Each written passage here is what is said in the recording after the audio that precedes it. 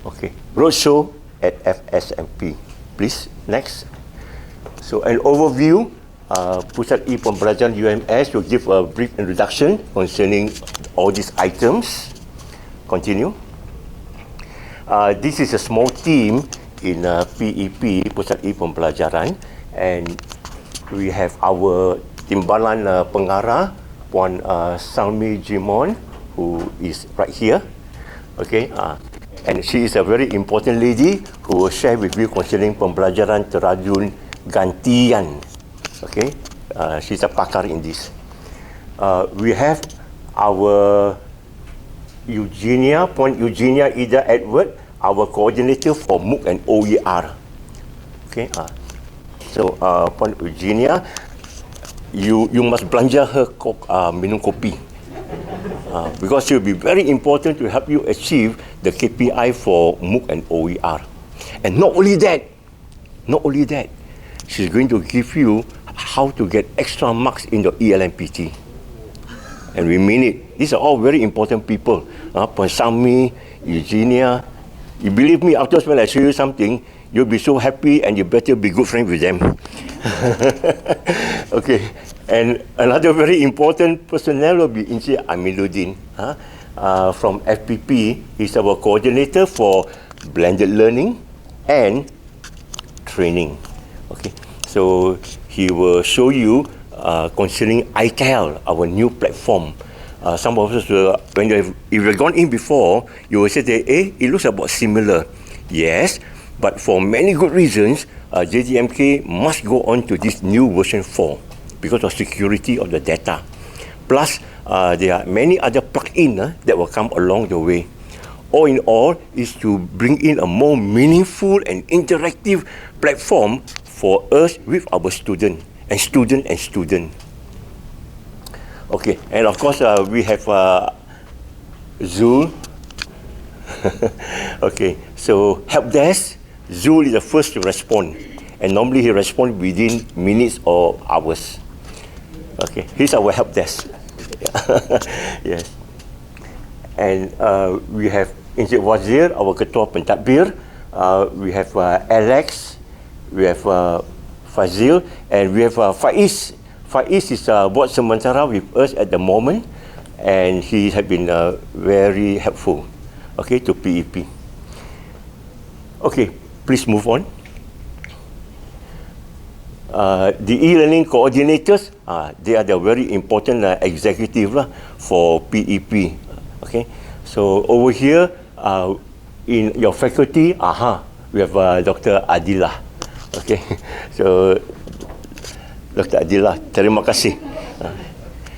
She again, had been faithfully doing a good job of how you left off. You have set the standard for her, and because of that, she had played a very important role. 2 years ago, when we did the benchmarking of TEL at UMS by experts from overseas. Okay, so she was one of the main coordinators for the program inside there. By the way, it's already published, Later I'll show you where you can read it. Okay, please move on. Our mission and vision, please be very clear on this so that we know we are working as a team, okay, for the sake of our main key stakeholders, our students. Realizing UMS aim to achieve academic excellence and international recognition and to promote greater innovation and productivity by cultivating a meaningful, conducive e-learning environment. So in this faculty, there might be certain need on how to have a more meaningful e-learning environment. We need the feedback. So we are all the time, PP is always open, to be critiqued and to give us constructive comment. Okay, we are ready to change for the better. Okay.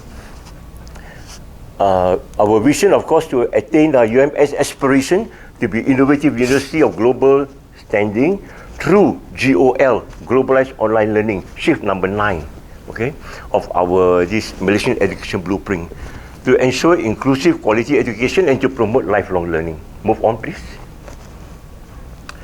This is we have altogether 7 strategic plan with 20 action plan. For detail, This slide will be given to you. You can click in and study in detail actually what we are doing together with our academic staff for our students. Move on. Our vision, our mission, our strategic plan, action plan are all berdasarkan Malaysian Education Blueprint Shift number 9. And shift number 9, once again, just as a reminder, this is the enablers. Number 5 to number 10 are the enablers. Enable what? This kind of outcome. And they are all value-driven graduates from our university. So shift number 9 is where our business is all about. Globalized online learning. Okay, go on please. Again, there is the QR code. At least go through this Depan 2.0. All our KPI berdasarkan ini. Go on.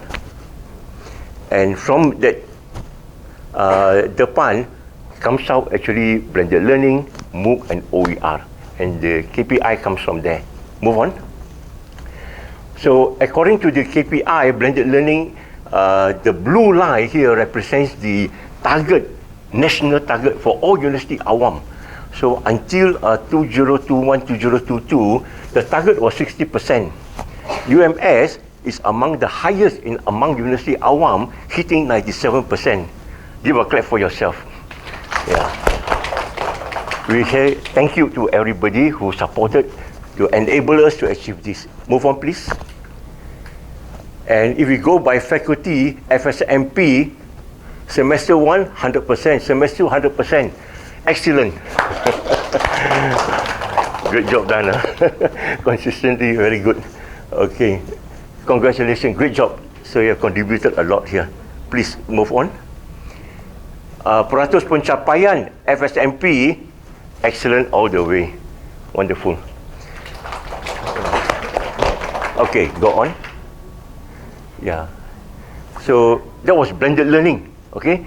So we have already gone to be able to achieve blended learning of so-called the mantra of 1732. So now we are moving on to something else. Okay, we'll look at it afterwards through the sharing afterwards. The other KPI is the OER, and the OER in food science we have 25 OER at the moment. After this session, the 25, I'm sure that by the end of the year, will be easily 200. Sure, you're going to have 10 OER. Okay, for very good reason. Okay, we have actually, you see, in PEP, our job is actually a service center, and our main final goal is that our academic staff should benefit.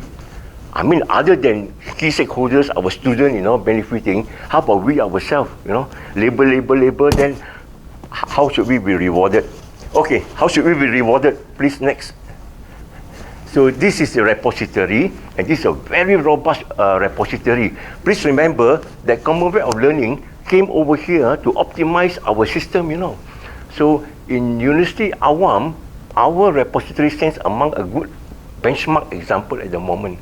Okay, because Commonwealth came in that makes sure ours is the industry standard. Whatever that you put in here is picked up by Google search, is picked up by Google Scholar. Okay, move on. Now this is a good news. Okay, whatever you deposit over here, please report in your SMPPI, and you register it in ELMPT as a non-indexed publication. It has got a value of only 0.25. Not only lah. 0.25 is a lot though. I mean times 4, times 8, times 10. Do you know what I mean? More than a high impact journal already. Okay. It is. Okay. And you believe me, when it comes to promotion and so on, people look for cutting point, So all these are marks, valuable marks. Okay. They allows you to be called for interview and so on. Okay, very valuable. Diisytiharkan, These are all gazetted.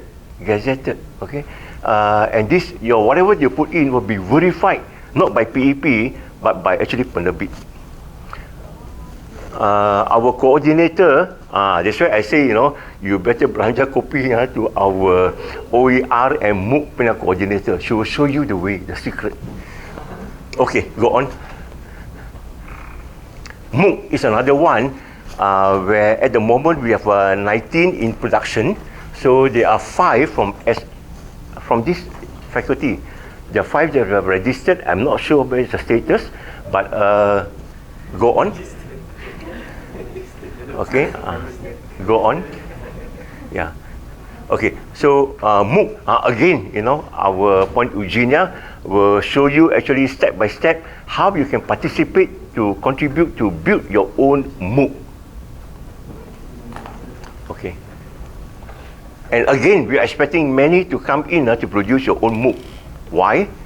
Please move on. Okay, so afterwards, point Eugenia and the rest will spend time on this. Go on. Okay. We have the green studio now, Dr. Shu. We have the green studio. So whoever that needs, video production, Zul will be there, Faiz will be there to help you.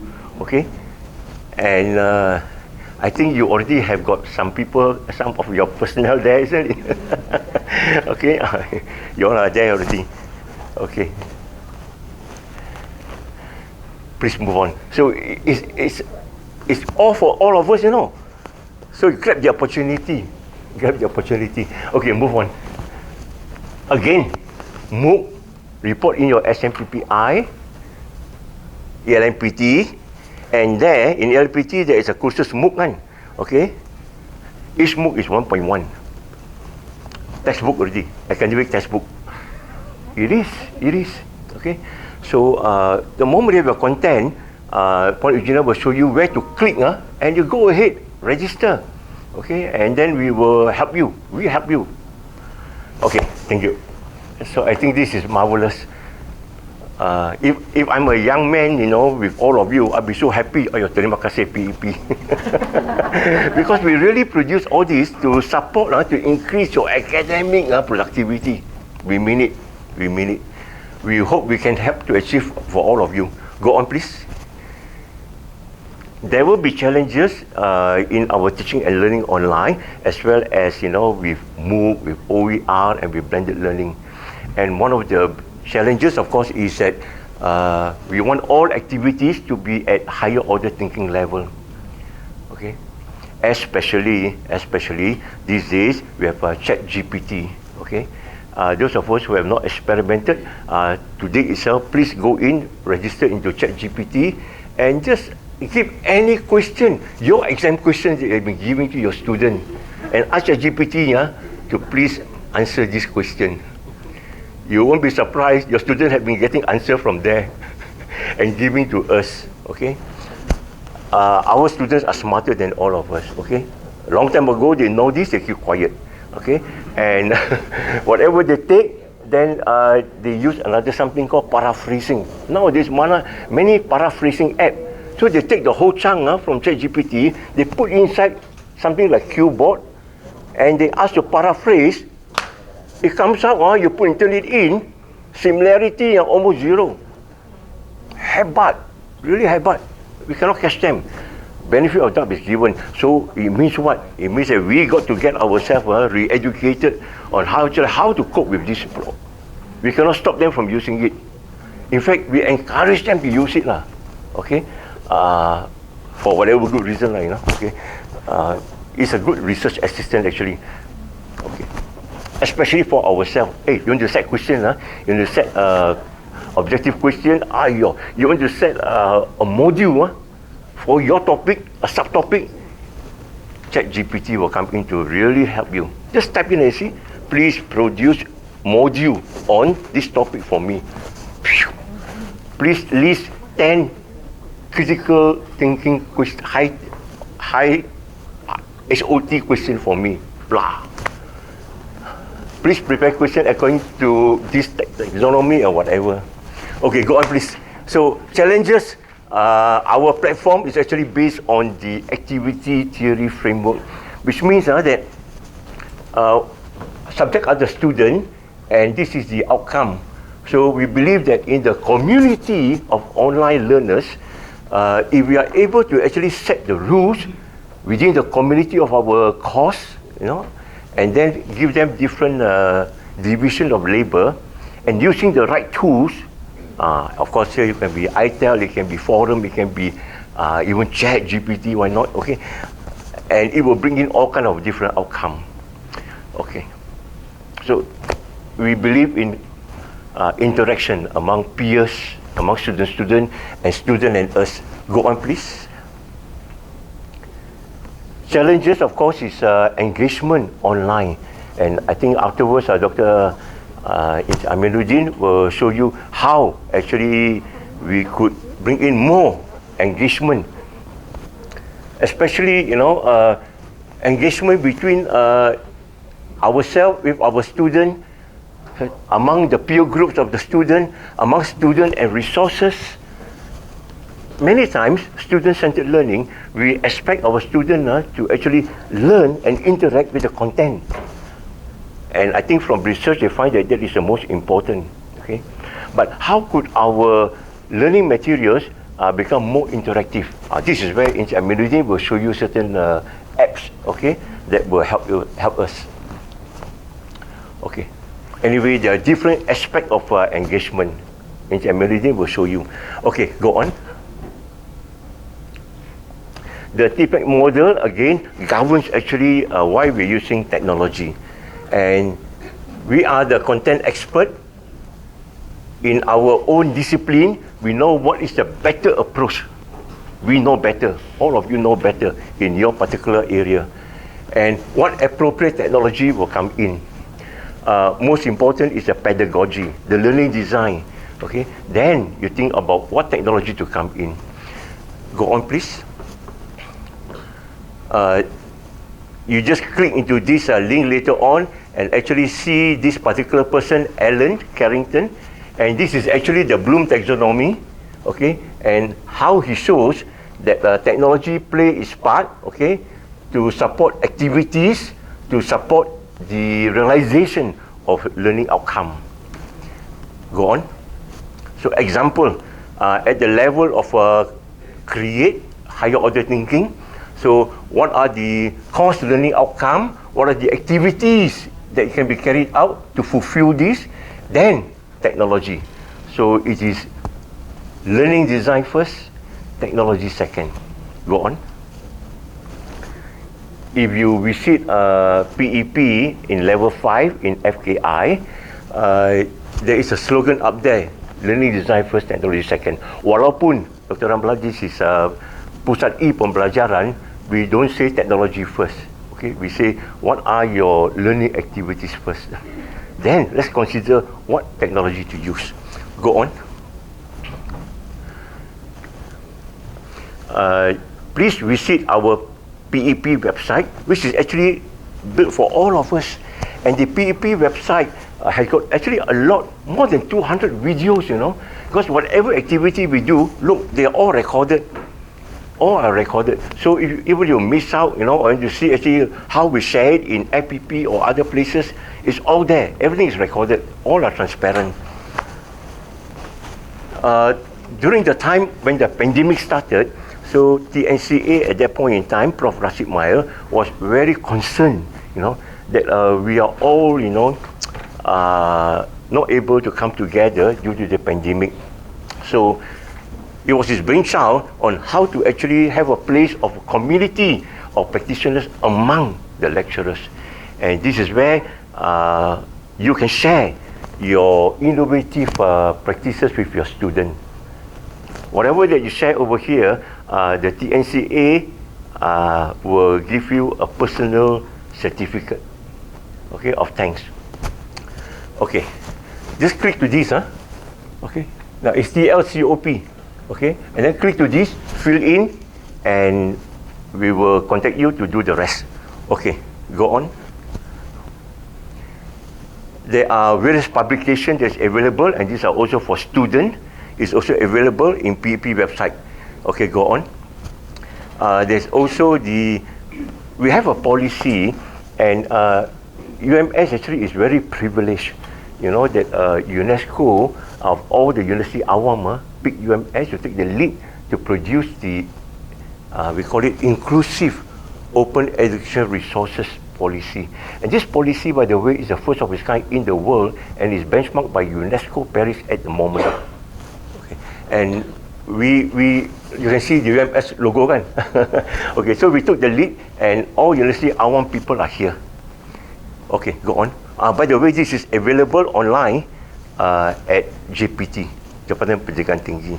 It's already published by them. Go on. I mean, those of us, you know, who wants to do something with OER and you want to make it inclusive so that it reaches not only to normal students but also to those who are berkurangan, those who are kokot OKU in a certain way. Okay, that will be a good guideline. Okay, publications that are available. Okay. Report of the benchmarking. Benchmarking, there you are. This is a benchmarking report. This is a benchmarking report. Okay. Go on, please. Okay. Our help desk. Ever ready assistance. Wow. This is a slogan by Zul. Okay, thank you. Okay, go on. Okay. And dear colleagues, the rest of the time will be by Puan Salmi, Puan Eugenia and Encik Amiluddin.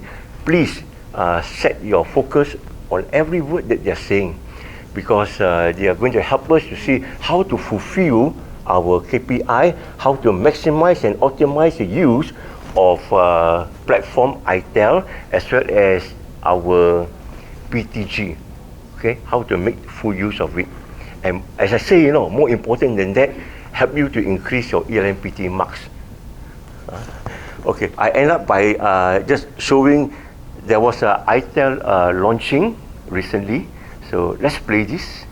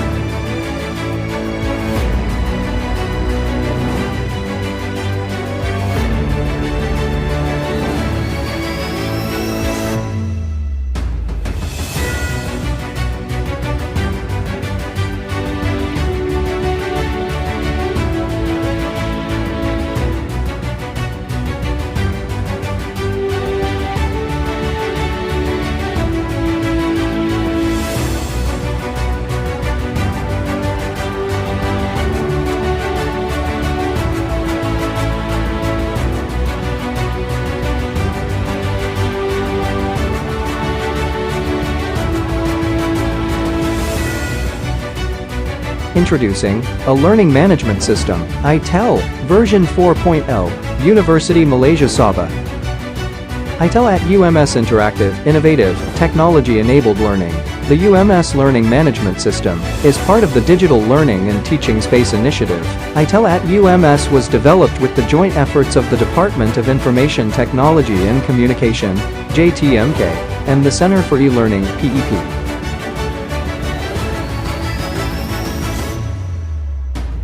Introducing you to our new look. Experience new heights of education. Reach out to the most competent and passionate mentors.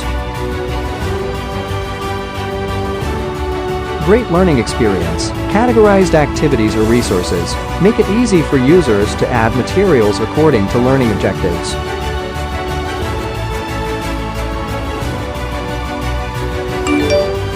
We will send you a notification to keep you updated.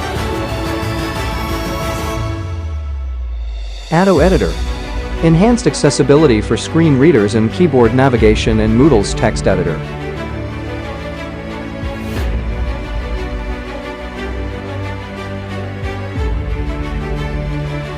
ITEL, learn remotely from anywhere.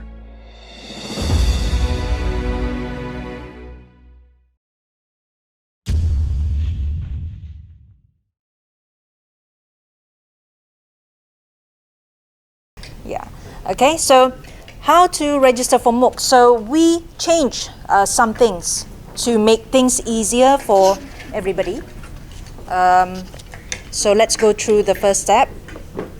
Okay, so just now I've seen the result for how many MOOCs in FSMP. I asked Zul, and then Zul told me that there are 5. Can we go through them? So definitely they are empty. So there are some courses are still developing. So now we turn.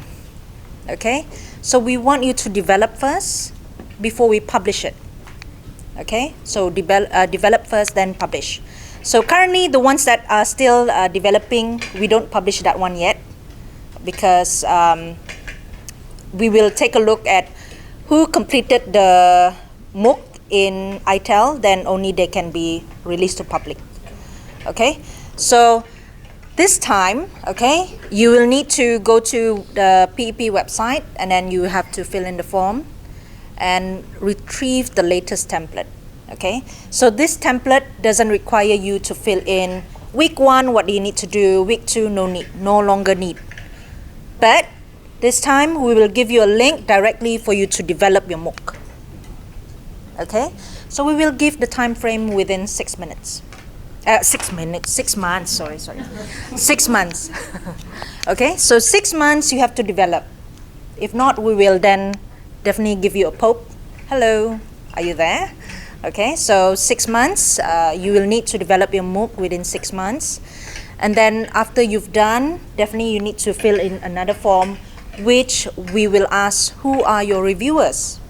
So these reviewers are coming from the expert of the field that you are applying for, the courses that you are trying to open up MOOC for. Okay, so from there, we will then go to step 2. Okay, so step 2, we will issue the appointment letter to the reviewers, the selected reviewers that you have chosen. Okay, so after that, when they have already reviewed, give us their feedback to us, we will come back to you again. If you'd like to amend according to the reviewer's suggestions, then you change some things, and then we will definitely have to come back again. Okay, and then step 3, once you get the feedback from the reviewers, we will tell you, and then you have to get back to us. What changed? Okay, we will need to ask what changed. But this time, your penyelaras, Dr. Adila, she will have to do the checklist. Okay, in Tot Bengkel later we will talk about that. So the checklist will be only for the penyelaras to check your MOOC. If everything is listed there already, then you're good to go. Then she will inform us. And then the last step, okay, you will receive a letter. This is for your LNPT, that your MOOC is up and running and published. Okay, so this letter is for you to upload to your LNPT saying that, it's not LNPT, your SMPPI, saying that your MOOC is up and running. Okay, and then the last one would be your MOOC is available to share to UMS students only currently. Why? Because we are still waiting for JTMK to prepare the server for the public. Okay, there's another new server just to cater to MOOC for public, because we don't want to combine our ITEL for internal students with the others, the public server. Okay, so JTMK has yet to give us the good news, but it's available. We do have the MOOC platform already, but it's still in progress.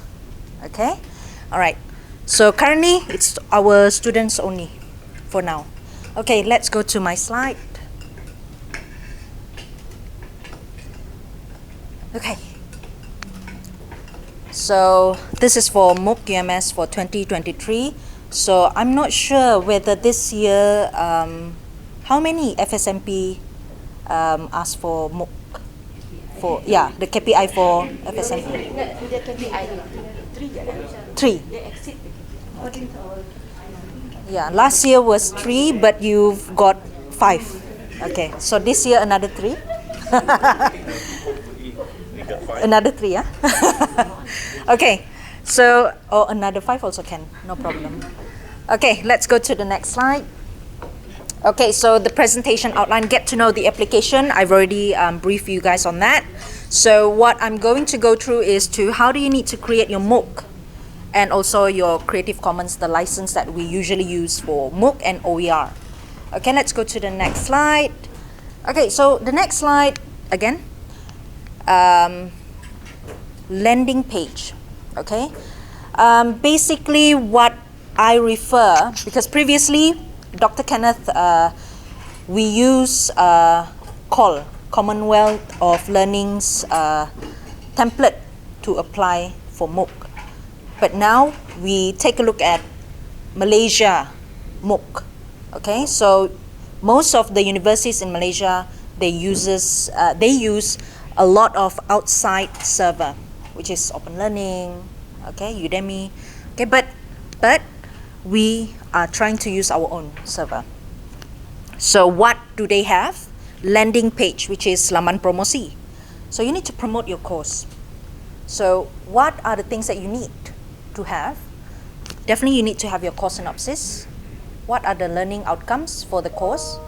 Duration, it can be, some people prefer to call it topics, or some prefer to call it week 1, week 2. So minimum is 4 weeks, okay? 4 topics or 4 weeks. So you need to definitely tell us what level is this course for. Is it for beginner, intermediate, or advanced? So the fee for our internal students, definitely free for now. But when we open up the server, up to you. You want to make it free course for all, or you want to charge them for certificate only. Okay, but we have yet to discuss with Bendahari. Okay, so image of the course. So come up with the course image, okay, on your own. Okay, if the best example that you can go and have a look at would be Putra MOOC. So because their MOOC is very friendly. Okay, so when I go in, I can just go and see what's inside. Okay, so as you can see in the screenshot, there's a play button. That is the video, a brief introduction of the course. Okay, so yeah, you can have a look for that one later on your own. Okay, let's go to the next slide. Okay, in the main page, usually right on top of your ITEL or Smart V3, there's a greeting, right? You need to greet your students. Okay, you need to tell them that you are happy and looking forward for the lesson. Okay, all right, and then tell us who you are. Okay, lecturers information. If you have a group of teachers teaching or developing the MOOC together, put their name in there. Okay, so if you have teaching schedule, for example, you want to see them face to face, put your schedule there as well. I'm available to meet this using this link. Okay, Monday 2 to 5, for example, PM. Okay, so introduction video, just like what I have shown you just now in Putra MOOC. There's a brief short video about the introduction of the course. It can be 30 seconds to 1 minute video, up to you. Okay, ice-breaking session, again, it can be asynchronous or synchronous. Okay, so asynchronous means it can be offline. You can use a lot of apps. Okay, the best suggestions I can give you is Padlet. Okay, or you can use other forums. Okay, or you can have them meeting you according to the schedule, your teaching schedule. Okay, all right, next. So topics weeks, okay, again, I told you just now, when you want to open a MOOC, minimum 4 topics or 4 weeks, okay? So maximum you can go up to 14 topics or 14 weeks only. Cannot go more than that, So up to you. You want to have 5 weeks, you want to have 6, 7, 8, up to you. Okay, so learning outcomes must be emphasized in each week. So this week I'm going to teach you this. Students will be able to do this week. Next week students will be able to do what? Okay, so emphasize that. Okay, so next slide. Course content. So what do you need to have inside your MOOC? So bear in mind, in each week or each topic you will have to have original video. Okay, minimum 1. Make sure they can see you.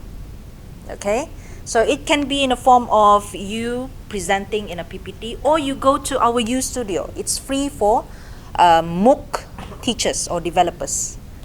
Only free for MOOC developers. Okay, so we encourage developers of MOOC, MOOC, to go to U Studio to do your recording.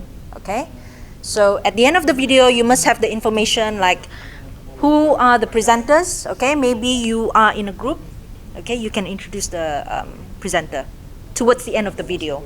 Okay, that can be done with the help of Zul and Faiz. Okay, so make sure there's no sensitive issues on politics, religions, or racist remarks even. So this can be done in using that disclaimer alert as well. Okay, you should at least mention the disclaimer alert in any part of your MOOC. You can be towards the end or towards at the beginning. Okay, all right. All works featured in MOOC should use Creative Commons license. If you use copyright things or IP things, okay, you are not allowed to put it in MOOC unless it's additional resources. You just provide the link. Okay, it's outside. Okay, don't put anything that is already published inside MOOC or OER. Not allowed. Okay, so whenever you want to say that this is yours, take the license and put it in your materials. Okay, towards the end of the materials or PPT even, put it there. Okay, it can be in the beginning of your PPT or towards the end of your PPT. Okay, all right, next. Okay, activity. So minimum 4 topics, minimum 4 weeks, minimum 4 activities. So that means if you have 4 weeks, you need to have 1 activity for each week, 1 topic. Okay, 1 topic, 1 activity. Same goes to assignment. Okay, minimum of 4 assignments. Okay, so each of the block that you have, you need to have 1 activity, 1 assignment. Minimum. It can go more than that. Okay, so let's go to the next one. So extra reading and reference, definitely you need to have this as well. Okay, because in the new template we have rubrics. Okay, if you have extra reading, you can score more. That means your you don't need to go through to penambahbaikan. Okay, so definitely you just put in extra reading. If you can go to other website and get the link and then cite them, where you get this from. Okay, give us the title, who are the authors, okay, the sources and the link. Definitely you can embed it and put it in your embed the link, put it in your MOOC, can, for extra reading. Or it can be in the form of YouTube. You can also put that in your MOOC. Okay, so reference and acknowledgement, you need to put, it's up to you. You want to put your reference and acknowledgement towards the end of your MOOC, or you want to put it in each week or topic. Okay, so label them. Label them so it's easy for your penyelaras to check, because she will have the checklist and tell us that you are ready to go. Okay, next. So before we go to the license, do you have any questions? Yeah. Yeah. When you talk about preparing the material, do you mean by the material? Do you mean that video itu sudah kena siap-siap ada ke, atau just the slide for the review purpose? You mean the The initial application kan, Uh-huh. the 6 months gonna prepare the material. Uh-huh. So do you mean the material is only with the PowerPoint slides? No, it's up to you. Because kalau dah buat video kan, lepas review, kena betul kan, it will take a long time. So I was just wondering what is the better way, because when I did my another online Uh-huh. teaching, we give slide and then the reviewer will review slide. Then after the reviewer say, okay, your slide contains semua betul, tak ada masalah, then only we do the recording. So I'm just wondering if you have that one. doing the same thing, Okay. or how the process of the material. Do you have the material already? I do not have, that's why I was just wondering what is the material that you need. Memang dah siap-siap video ke atau kena bagi slide dulu? It's up to you. You want to put in slide form, but make sure you have to have a video. So that one is, yeah, must be video. Minimum one video for one topic. Yeah. So, Kena siap record ourselves yeah. dulu, baru we send to reviewer to review the Yes, video. correct. Because you have 6 months, that duration 6 months to complete your MOOC, then only we can go through. I'm just concerned the process to betulkan Yeah. the things is tedious after you have done Yeah. the video lah, not I think for the process of preparing your materials, I think before you apply, prepare your materials first. yeah, we will prepare the Yeah. but we do it have to record the video. Yeah. Since you say you want to record Yeah. video. Okay. Correct. I think protocol has its point, what he meant is like something like, sometimes if you have get it recorded, what if the reviewer said it's wrong, so you have to redo the recording. Ah. So what he meant is basically can submit the slide first to be reviewed first. If the slide is fine, they only do the recording. That's why we have to ask you to select your reviewers. So that we also does out the flow of the steps. So say for example, if someone the applicant has only need to submit the slide first, because ultimately everything comes from the content. So the slide will be reviewed first. So once it's approved, then only do the recording. Would that be better? Then do recording first, everything done, send to reviewer, salah lagi, first kali lagi. So which one would be the better one? What do you think? To us, it's definitely, of course, The previous, the template? before we make a video. Oh, okay. We should take it from Yeah, okay. Yeah. So we do that? Okay, so then we have to go through that process first, lah. Yeah. Yeah.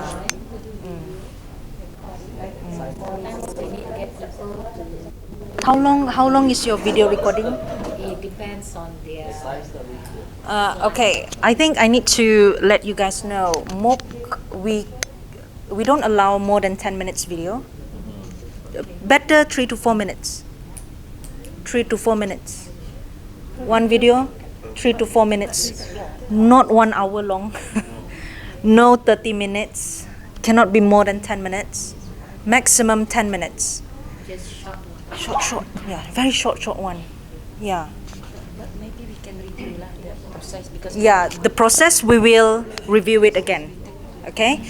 Why we change is because other universities are using this template.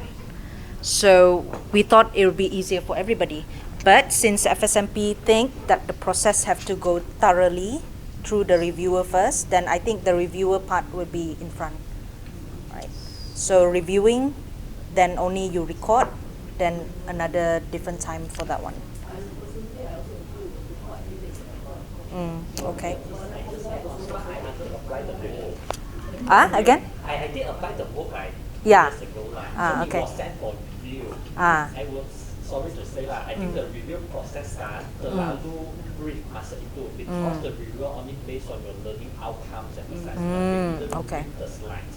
Because I think sometimes walaupun kita Have you developed the MOOC that we time? had do the things after The template, right? Yeah.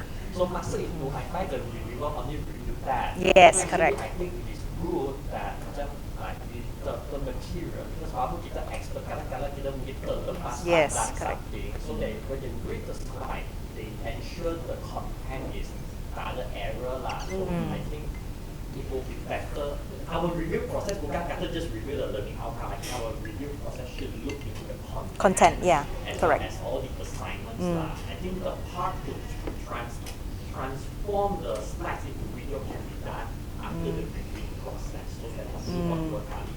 Yeah, In case yeah. ada error in terms of something. Okay. Accessibility ada technique yang boleh cut the certain part out and replace that part. Which also I find it So tedious lah. when you select your reviewer, do you give all your materials or only the template? Yeah. So Is it because I was the only one requested? Yes, Yeah. that was the only one Okay. requested. so yeah. Correct. Yeah. Yeah. Yeah. Slides first and Yeah. then baru go for So that one I think sebelum ni we don't Because kan. actually, actually I have the same experience because we are developing MOOC for our Erasmus project with other universities, and then we do the recording. When the reviewers saw our recording, then you have to change this, and this. So we have to do the recording all over again because our slide was not reviewed before. So I think is possible. We can change a bit about how the process should. The review should look into the slide first, and then afterwards, then we do the recording. Yeah. Maybe we can do that. We can adjust that. Yeah, unless Yeah. Okay. Sometimes they are review like that. So when you suggest your reviewer, there's a reviewer yang memang expert, but they are a bit tedious. But if there's another expert yang tidak begitu, and the slide will be should be okay, so choose the one yang make your life easier. Yeah. Nanti if we find somebody yang really tedious, kita tidak siap, right? And then we be being demotivated. So we can consider for that lah. So maybe we will ask. We will have a meeting on how to make it easy for you, for everybody. Okay, so, to review the materials first before you go off.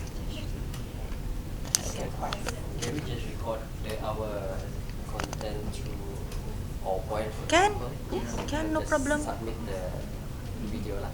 Yeah. Nanti kami share the video.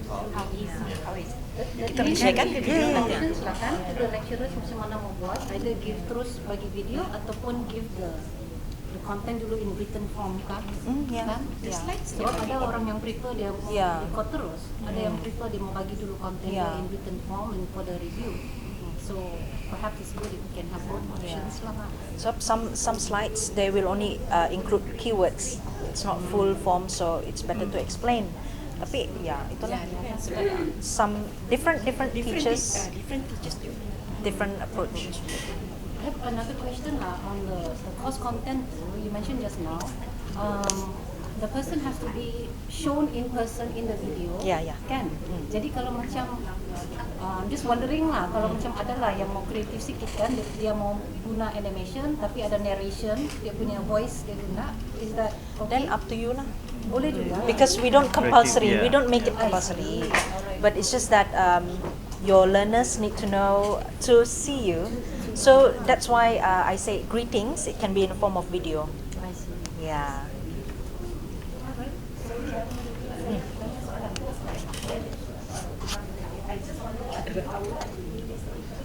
Besides, of course, my initial intention is to make this public. Of course, if I have a special conflict, I can't take it as but if for the students, say if they were asked to do, I don't want to choose for instance. So, how should I use this content? Is it supplementary to my math teaching? Because since one video is only 5 minutes, for instance, is it complementary to my math teaching, or it can be used to replace the one lecture? What I cannot understand is that short videos. I understand that of course there is activity like this. So I suppose this thing when we use it, it is a supplementary to our math teaching. Is that Okay. What I did, what I do is that I'm planning to have, let's say for an example, this topic of mine, it can go on for weeks for me to explain. But if I were to ask my students, let's go to this MOOC, so it will at least make my one subtopic lesser. supplementary, not to replace your whatever course that you have here full time. No. I look at something like, okay, there is certain topic, there is certain area which is more difficult. So I did video for the students. Video tu tak ada muka lah, just video lah. The video itself is already last, I think, maybe 10 minutes. For the student, it's basically about cultivation. So that the student can repeatedly read back the page. So can this kind of thing be part of the curriculum? Can. You can also cut the video, part 1, part 2, and then make sure this one is one part cover, another one part cover, so you can fulfill that 4 weeks or 4 topics. So that see every individual part is the topic.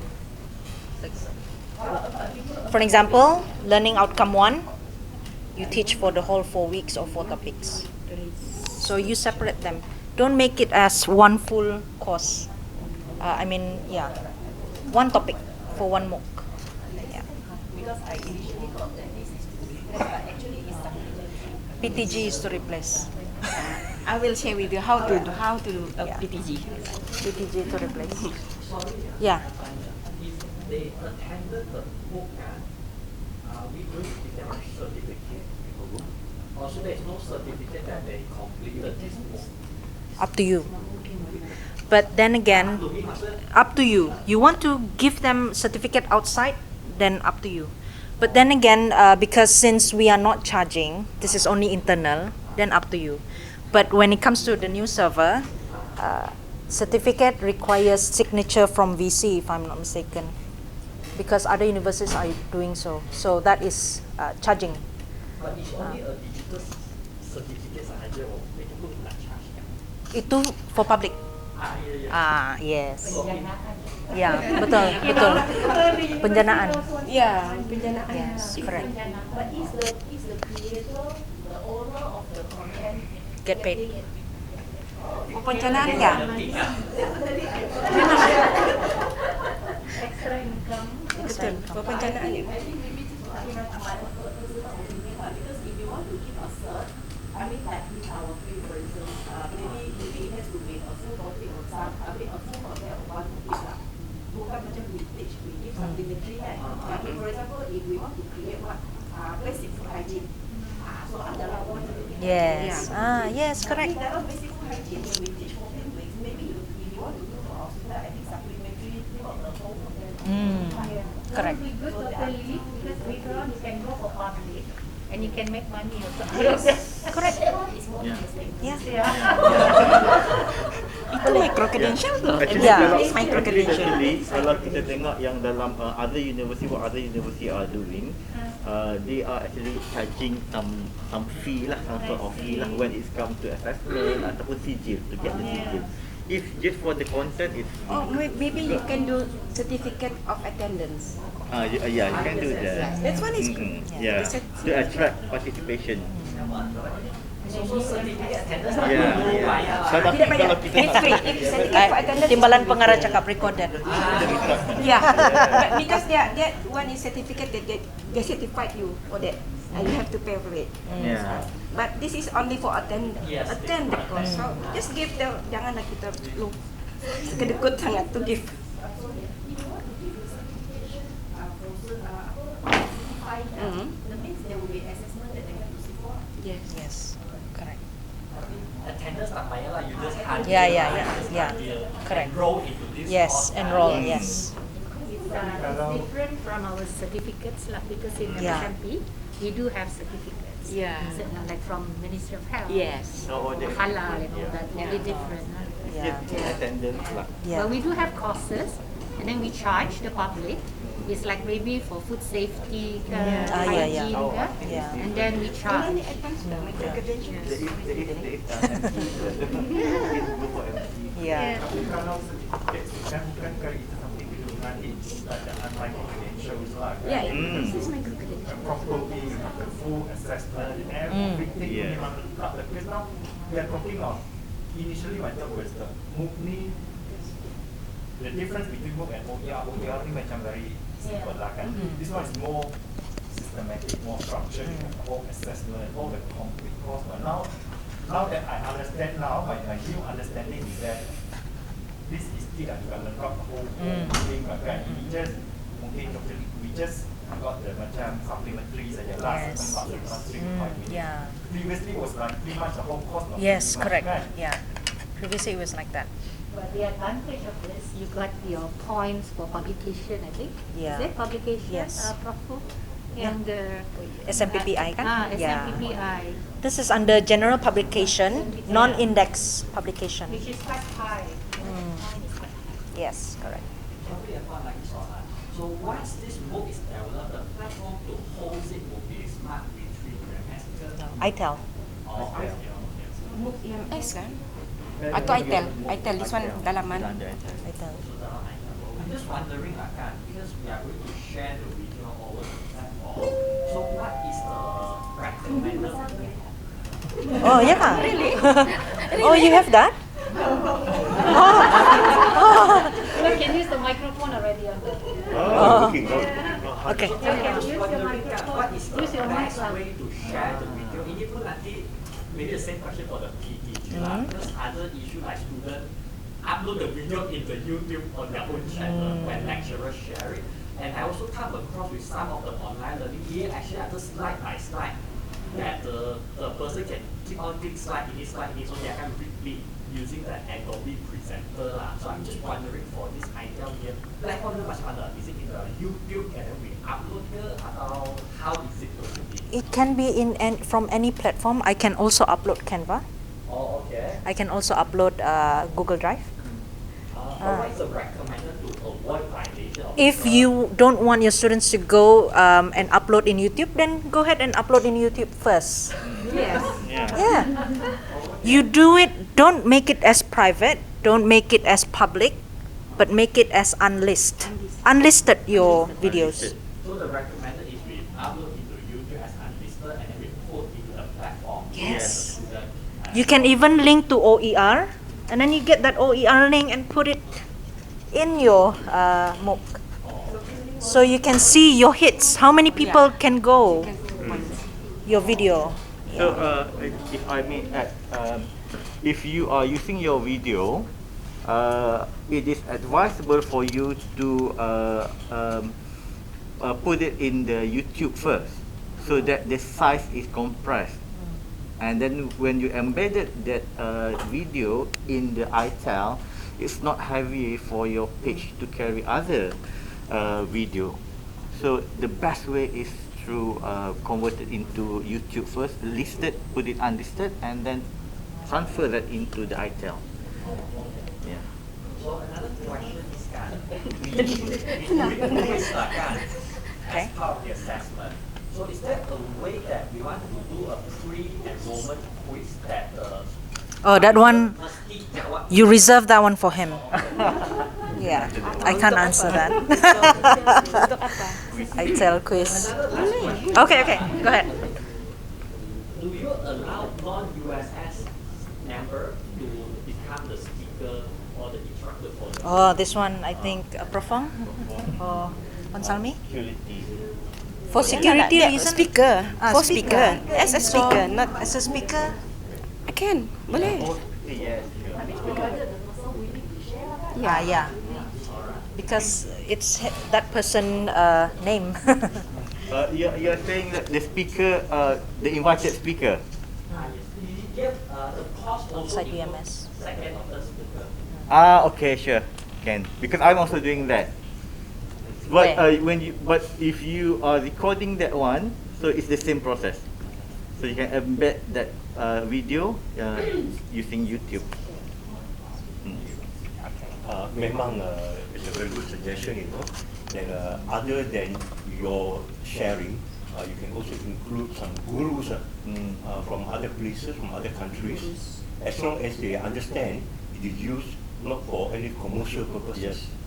Okay, so some kind of a disclaimer must be given there, okay, and you don't expect to be paid in any way. It's a very good idea to bring in some gurus to include into our MOOC. To feature them. There's a written permission.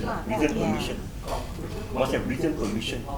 At least through email as evidence, in case we may sue you in future. Suddenly, 1 million followers, you would like to ask for revenue. You never know. You never know. 15,000 followers. But faculty can always give honorarium to the speaker. The invited speaker. Faculty lah. Yeah, faculty lah. Okay. All So your questions are well recorded by us for consideration. yeah. Thank you. Thank you. Okay. So let's go to Creative Commons. Next, I think Dr. Kenneth has, come and brief us all about this Creative Commons. And I can just give you a brief introduction to Creative Commons again. Okay, maybe some of you are not familiar with Creative Commons. So, as you can see, the first, you can see somebody standing there and in the middle of a circle. So that is compulsory, where you need to attribute people, the author. Okay, so this is always credit me, compulsory. So the second icon is that you can use this, you can use my material, but do not make money out of that material. Okay, so that equal symbol means you cannot change whatever I have done to my material. No changing, but you can copy. You just copy, but whatever I have put here, it's mine. Okay, so the last one, if I allow you to change it, you can adapt, you can adopt, but my license you cannot change. So you need to share my license as it is. Okay, so let's go to the next one. So usually we will encourage this top 5 symbol. Okay, CC, public domain. Okay, only CC and then there. So that's the first one. And then CC BY share alike. Okay, that's the license that you have to share. You can, as you can see on the left side, my left. Okay, so you can copy, you can change, you can adapt. Okay, and you can even sell my material. That is the 3 symbol.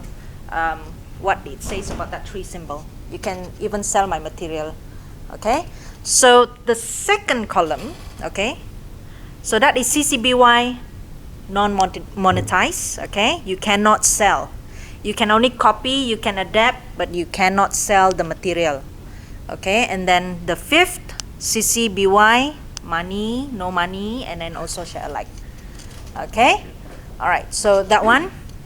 And then this, the last, yellow color and also red, we don't encourage that because we want to share our materials to others. Okay, so we want to have free culture license.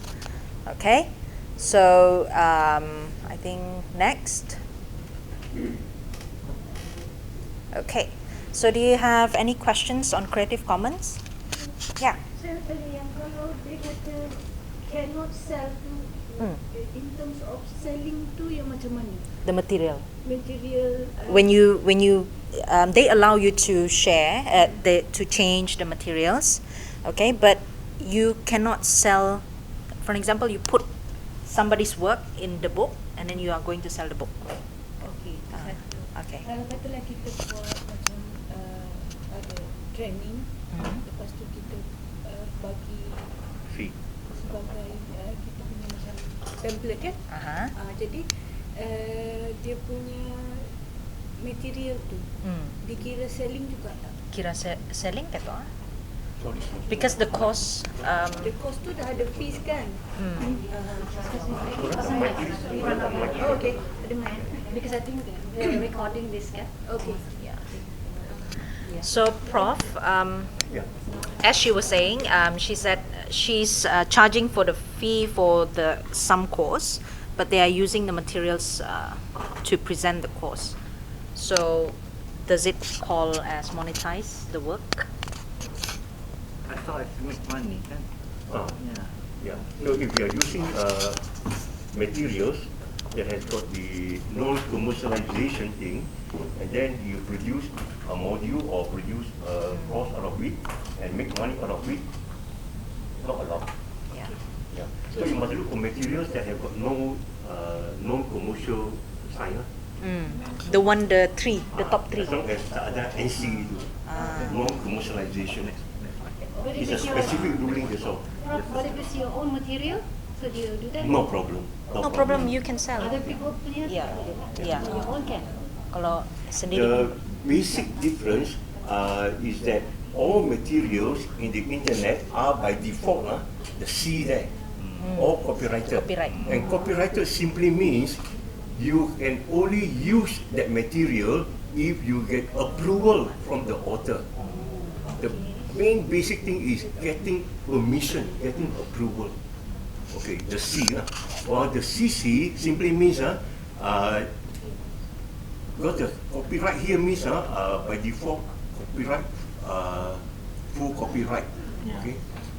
The other one CC means with some rights reserved. Some rights reserved. So according to just now as listed by Eugenia, some of the rights reserved. So you can use any materials that are under CC without getting approval. Because the approval has been given by the author already using CC. Go ahead, use it. As long as you cite my name. As long as you follow whatever logo that I use.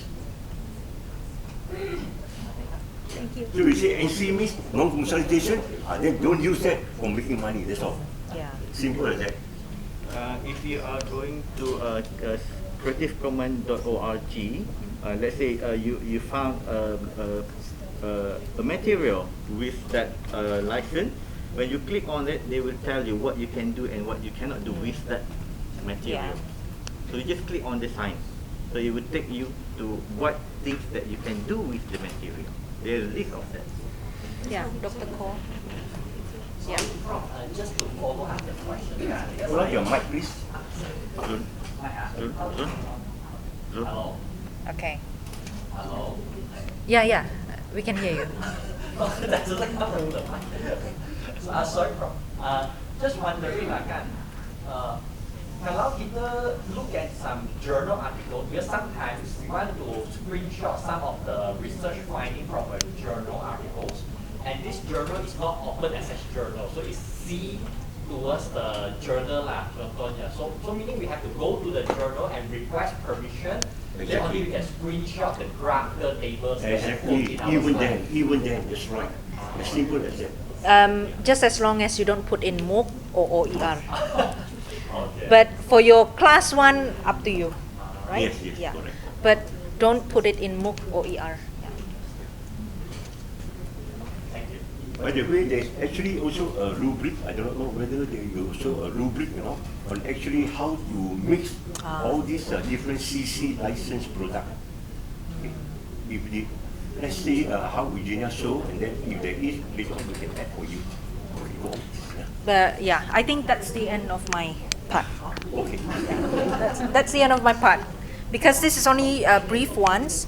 But I think if you want, there are more explanation on Creative Commons, you can go to our YouTube, Pusat e-Pembelajaran YouTube. Dr. Kenneth, he talked more specific on this Creative Commons. Yeah, he is the person to go for when it comes to Creative Commons. Okay? All right. Thank you. Right, so we are, this morning, I'm introducing you the ITEL and the implementation of ITEL. Right, so ITEL is a new platform replacing, before I start, I would like to thank you for the nasi goreng. And this morning, earlier, I spoke to Puan Salmi and said that this nasi goreng remind me of my mum nasi goreng. That's the dog one. Right, so going back to our ITEL. ITEL is actually a new platform. Okay, it is to replace what we are doing all this while in Smart UMS 1, Smart 2 UMS, and Smart version 3. So in Smart UMS, we are, especially Smart UMS 3, version 3, we are so used with 1732, 1732. So please, when we move to ITEL, there is no 1732. Forget about 1732. Don't think about 1732. 1732 is gone. Don't even think about 1732. Okay? Don't even have in your mind say, oh, if last time we have 1732. No, don't look back. We move forward. Okay, it's time for us to move into ITEL and start something new and build up something new in ITEL, and from there we move on. Right, that is the principle of ITEL. Right, so ITEL is a platform where if we know Smart EMS very well, so there shouldn't be any problem at all in ITEL. Because most of the application, the icon in the ITEL is very similar to what we are doing in Smart EMS. So there's no much problem with that. You have all your schemata in Smart EMS, and you can use that, the same thing in ITEL when you are developing your content. Right, so we're moving on from there. So now I would like to just mention a little bit how to engage our student in using the education technology in PTG. ITEL and PTG, they have to come together. They have to be together. If there is no PTG, there is no ITEL, there is no ITEL, there is no PTG. Something like that, right? So PTG is a new introduction that we are putting in UMS, and at the same time, it is so good that we have ITEL, so it can go together at one time. So it less complication, right? That is why it's a blessing from the sky that we have these two things together. Right, PTG, Puan Sami will explain more about PTG, but I have to touch on PTG a little bit because it has to do with ITEL, how we implement our courses in ITEL. Right, moving on from here, this is what your ITEL is supposed to be. We have digital content. You must have digital content. You must have teaching and learning activities, and you must have e-assessment. These are three important components in ITEL that we are going to develop for our students. Okay, right. So digital content refers to click. So this is what digital content supposed to be. Your digital content must engage your student participation. Your digital content must be sustainable enough, workable, and it has to be CLO based. Cannot run away from that one. Okay? And it has to be cohesive, and it has to be interactive. Another new element that we are imposing to all the lecturers in UMS. Right. So we move on to TL, teaching and learning activities. In teaching and learning activities, a little bit not so clear. We have 5 elements there, 6 elements there, matched with the objective. All our activities, all our teaching and learning activity has to be matched with our objective. It has to match with the content. So sometimes when we are too excited to create our teaching and learning activities, we have forgotten that it has nothing to do with the content. For example, the Kahoot lah, the whatever lah kan. So it's just for kita yang shock pula. Student pun shock lah, just main. But it's nothing to do with the content kan. It's fun. It's just for the sake of the fun. But it has to be something to do with the content whatsoever. And of course, it should increase the understanding. Okay? It should be interesting and it should be fun. But the interesting part and the fun part must whatsoever match with the content and the objective of our topic or lesson. Right. So we move on to the next one where the e-assessments come in. E-assessment comes in 5 elements. The first one, select the various types of assessment tools to align with the learning objective. So there are a lot of assessment tools available. So how do we select that is aligned with our learning objective? Okay, and applying the assessment method to measure learners' performance. We need to measure their performance. When it's come to number 2, measuring learners' performance, this doesn't mean it has to be graded. Okay, it can be summative or summative and formative. Okay, normally summative lah, not formative.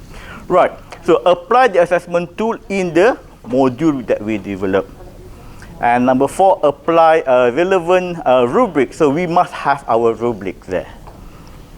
Our rubric is very important because our students rely on the rubric, and we give marks based on our rubric. So our student must know the rubric. It's unfair for them if they got a 5, 3 or 10 out of 20 or 15 without they knowing where these marks came from. Right. So the last one is monitoring the learner's performance. So we need to monitor them. That is why whatever that we are doing, we have to, back to the digital content just now, it has to do with our CLO. Right. So these are the things that ITEL impose on the 3 elements, the 3 important domain that we impose on when we develop our content in the ITEL. So next I am going to show you that you can find this. This is very, very simple but very, very sorry?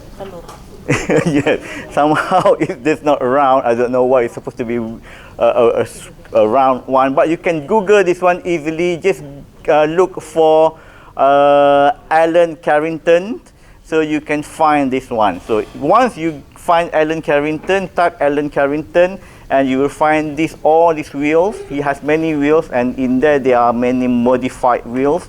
So this one will help you so much in creating your activities. Let's say you are your CLO or whatever it is, your taxonomy blooms more on apply. So what are the things, the activities there, and then what are the last circle shows what are the apps that you can use.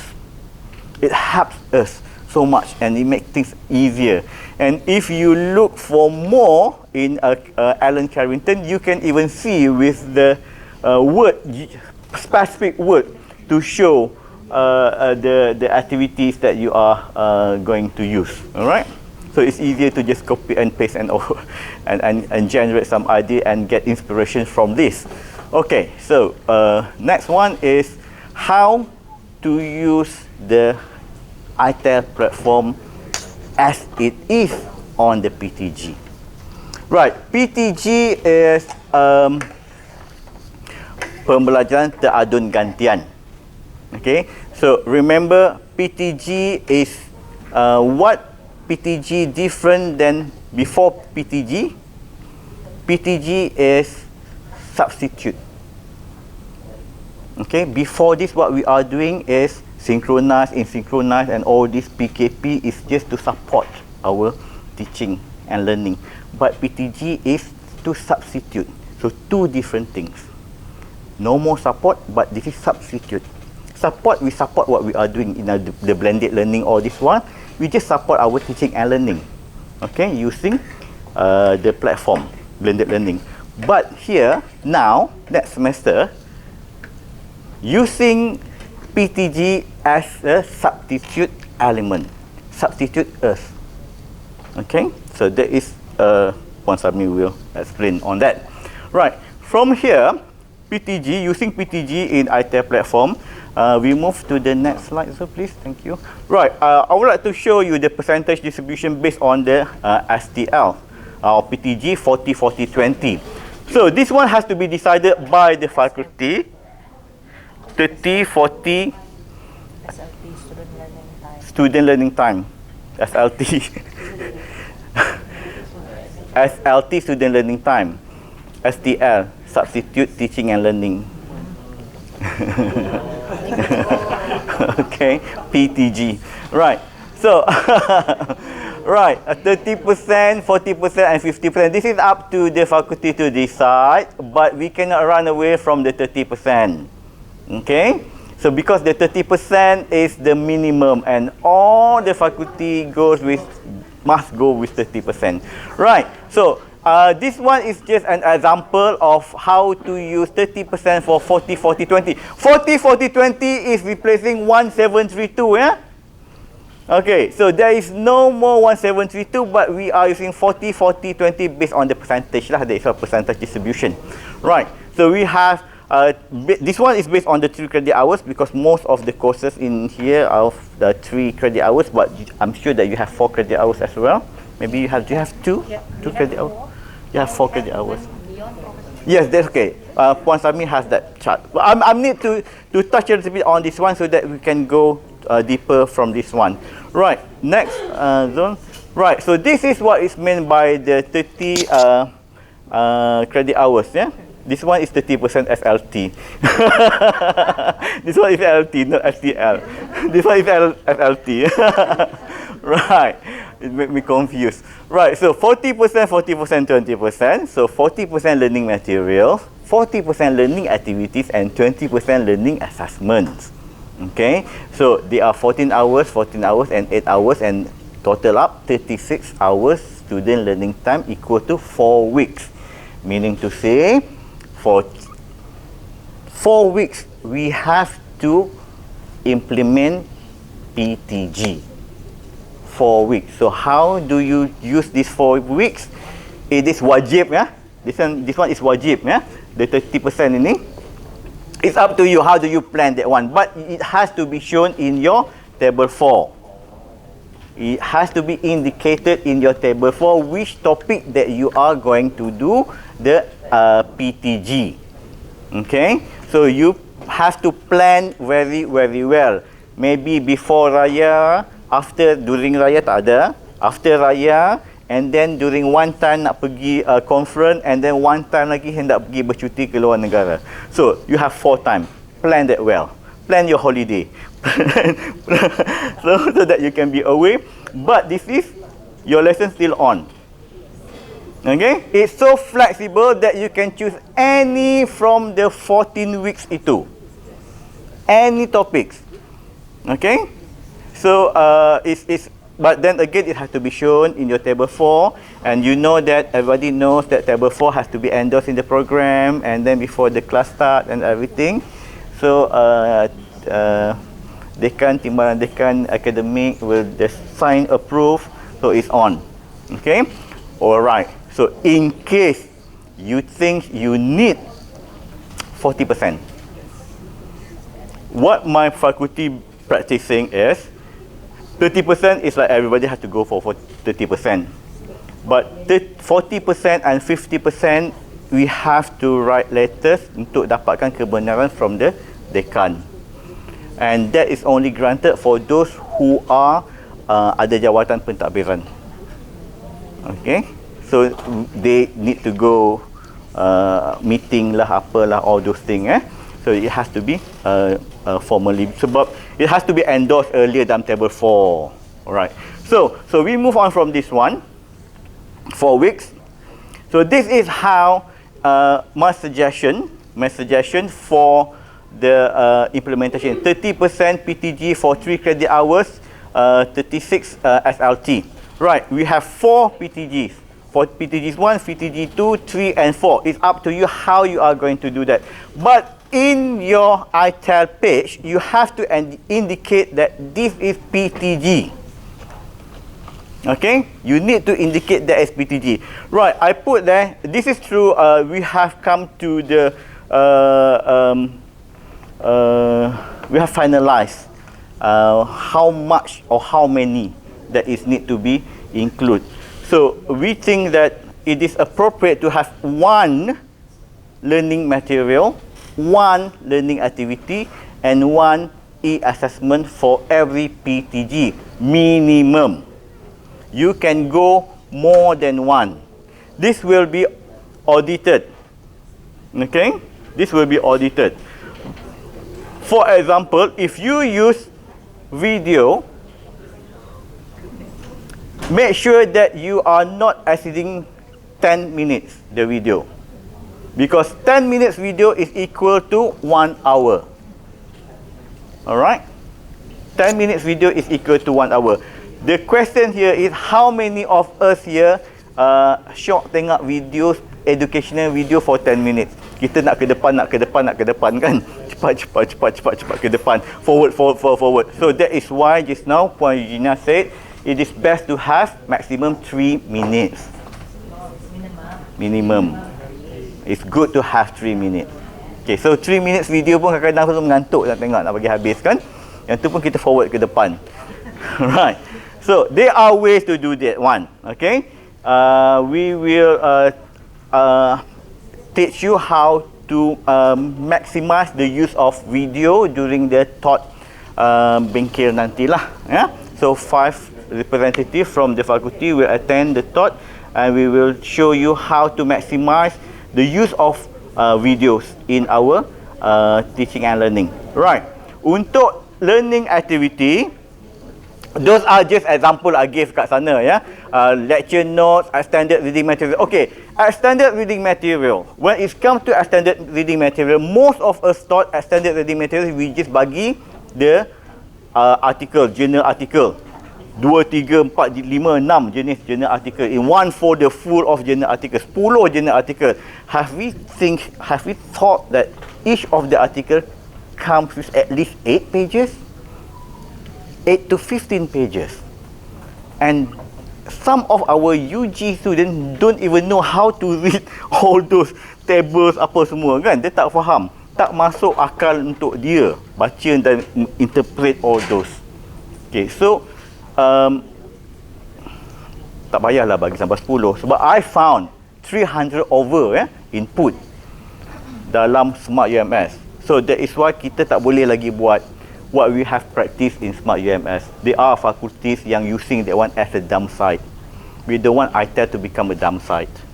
Okay, so no more dump site. So that is why we try to control by giving you this. Alright. So we have lecture notes.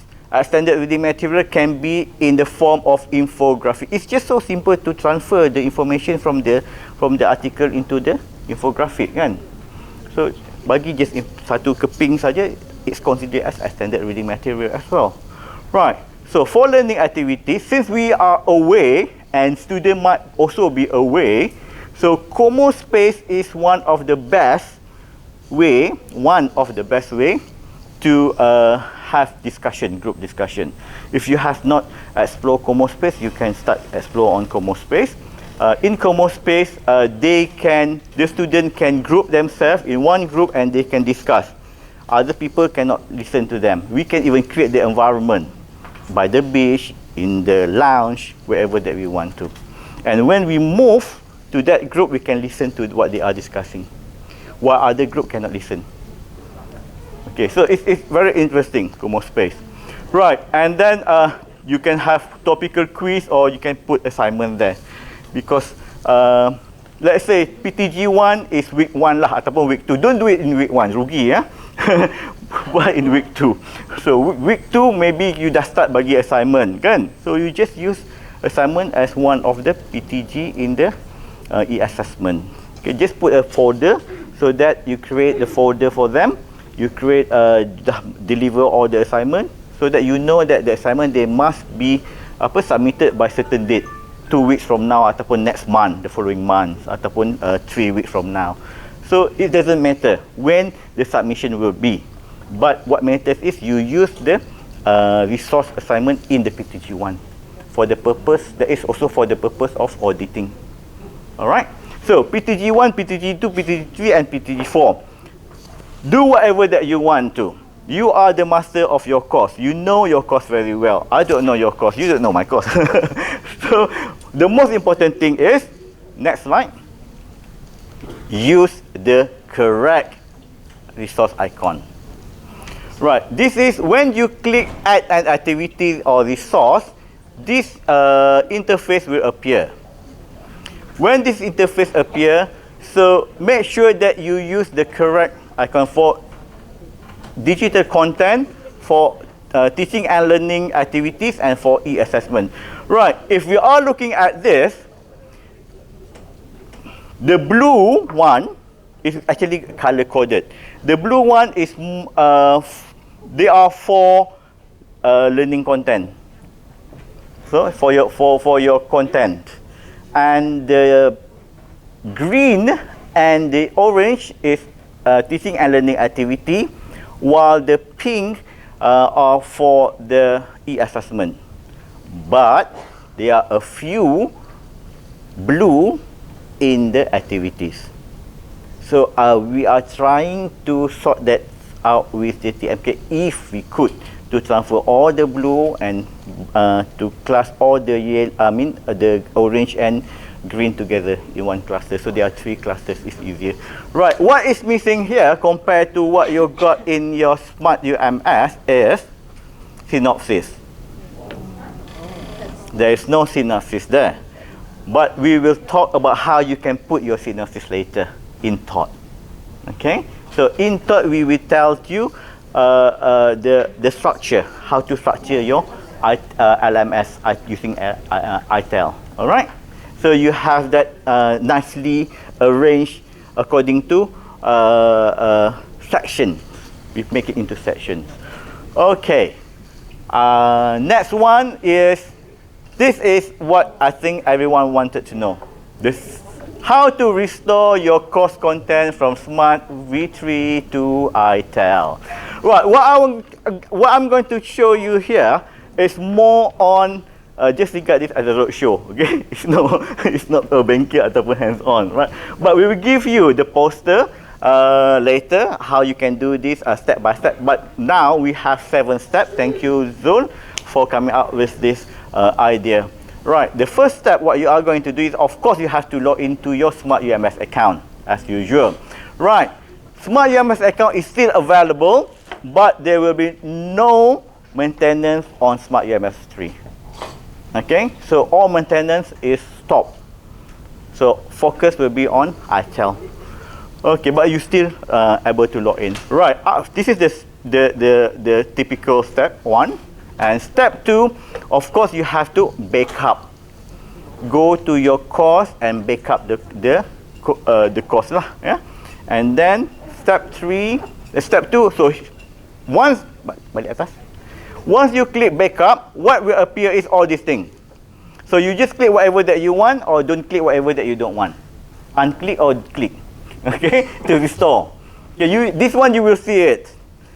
If some of you have done it before, restore and or import export, you know what I'm talking about. If you are not sure, so after this, I think you need to do this, because most of your things are in Smart. Okay, so you will see this. So all you have to do is either click or unclick, that's all. And then continue. Go to step 3. In step 3, after all those things, backup area, so you click on download. Download all you have clicked just now tu lah, yeah. Whatever that you have clicked, it will be downloaded, and it will start the process of backing up. Next. Okay. Yes. Sure. I tried to back up, but when I try to restore to ITEL, it says that it's too big the size. So I actually text Zola. I was recommended to back up in 2 or 3 parts. How to do that? Is it like unchecked? Yeah. Like that. Zoom. Once I back up in 2 or 3 parts, kan masa saya restore, dia tak ada masalahnya. I can do that lah. Kita kena merge. Ya, kita kena merge dalam satu course, kita merge semua yang kita punya. So masa di ITEL kan kita boleh drag. So saya drag 3 part ni ke dalam. Oh, satu. Yeah, tak boleh. Yeah, one by one. Check some of the things lah. Yes, but when you are drag, you have to do it one by one. You cannot just all together. But it's a different platform. You have to. We have to understand that it's a ITEL and Smart are different platform. Kalau Smart 2 and Smart 3 itu is easier because they're the same platform, kan? Right.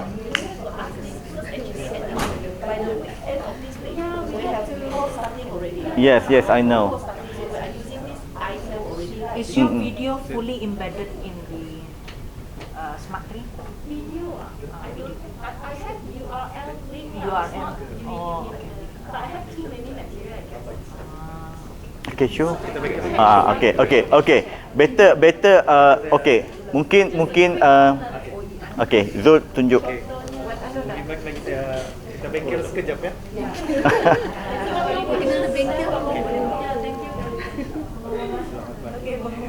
Mengumumkan.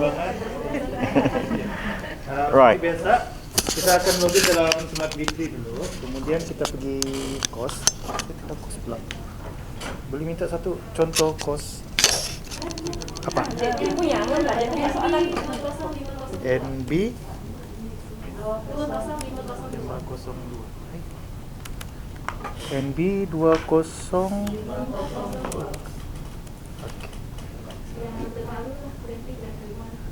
This one, Yang ni yang saya backup but it's too long. Okay. So yang kalau ditunjuk tadi dalam step tadi, step saya rasa step kedua tu, kita akan pergi bawah sekali. Memang banyak.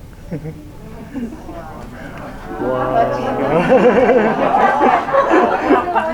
Kita pergi, kita klik backup.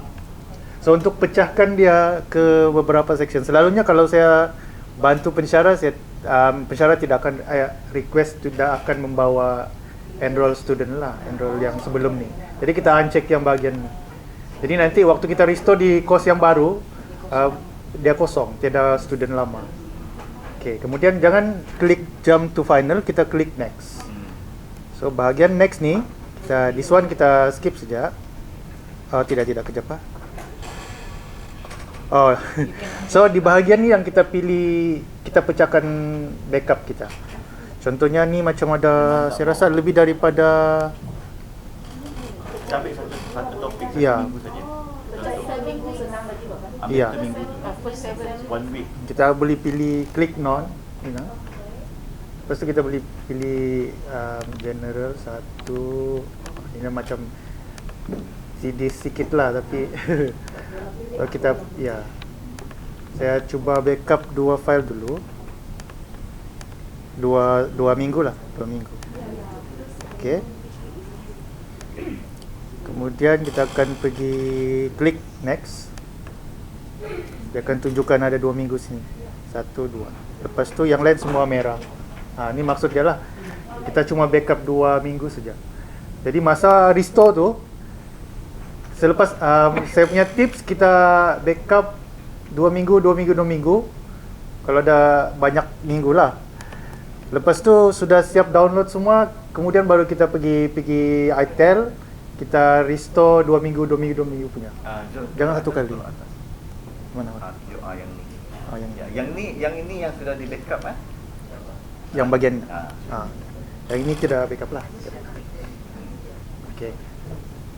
Banyaknya. Okay, lepas tu yang bagian backup perform backup. Ya. So masa di iTel pula, file tadi yang ini download. Contohnya saya sudah buat backup. Ni saya dah pernah buat backup IB 161122 ni. So dia ada 1, 2, 3, 4, 5, 6 file. Ada 6 backup untuk satu kursus. Memang panjang lah kursus ni. Dia ada banyak video dalam tu, ada banyak file juga. Jadi semasa saya restore one by one. Tapi pastikan semasa restore tu part yang paling penting waktu restore. Sekejap saya try ya. Contoh sekejap.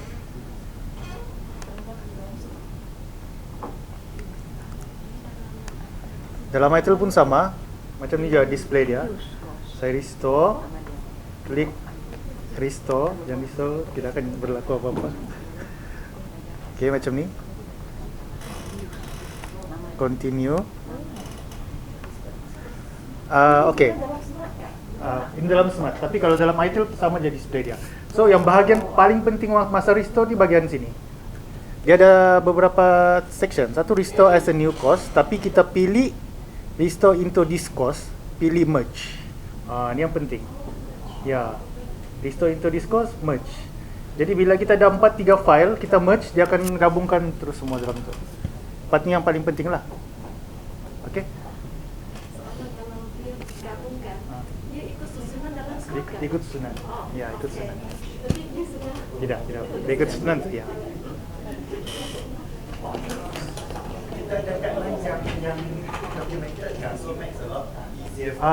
Masa saya develop yang 7 step tu, saya realize bahagian ni tidak dalam tu. Jadi saya akan keluarkan satu lagi baru, step by step, yang ada restore into discourse lah. Okay. Tidak lepas sebab file tu terlalu besar, doktor. Ya, jadi kena kurangkan masa backup tu, kena kurangkan dia punya width. I'm just wondering kenapa nak backup, because kan nanti putus baru kan. Yang ni kalau nak backup, kalau ada information yang daripada yang lama, yang you nak gunakan, masih nak gunakan dia di dalam ITEL. It doesn't mean semua yang dalam ITEL, dalam smart tu you tak transfer. Yang mana yang perlu sahaja, so that you tak payahlah menghabiskan masa untuk develop something new. Benda yang baru, benda yang sama, tapi yang telah sedia ada, tak buat semula, tak payah. Right. So I think that one dah done kan? Yang backup punya part dah done. So okay, yang ni just skip je lah, dah habis dah ni. Sampai the last part bawah. Should you need any further information, please do not hesitate to contact admin LMS. Okay, right. So, ya, 217-802. Tapi kalau call yang ini mungkin hari ini admin hari ini ya.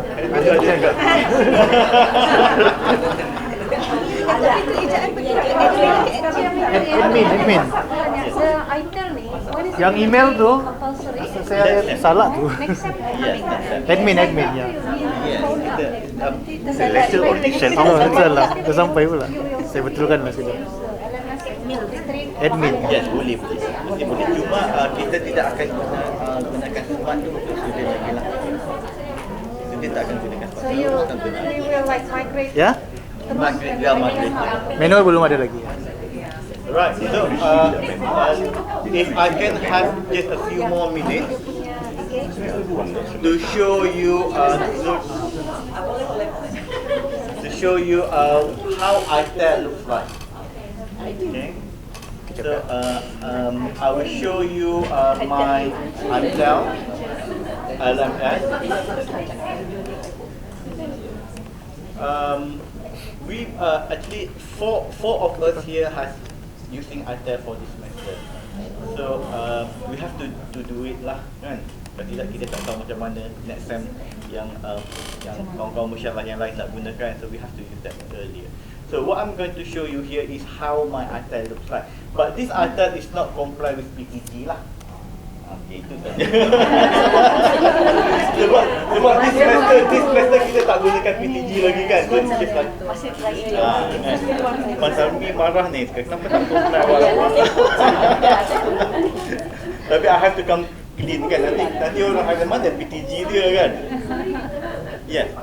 This coming semester we have to use compulsory Yes. PTG and ITEL. Yes. Right. So this is my course daripada awal tu. Sebelum. So Yes, silakan. No, if the one currently, because this coming weekend our cruise will start. It is actually representing the starting of the next semester already. Sebab belum dari awal kan. Jadi kalau if this ITEL not ready, it's ready. Ready. But itu BTG it's ready. Oh, the courses ada tak? Belum punya courses. Ada lecturer yang request untuk nothing tak ready, semua ready. Ada lecturer request untuk masukkan dalam. Yang tak ready nya.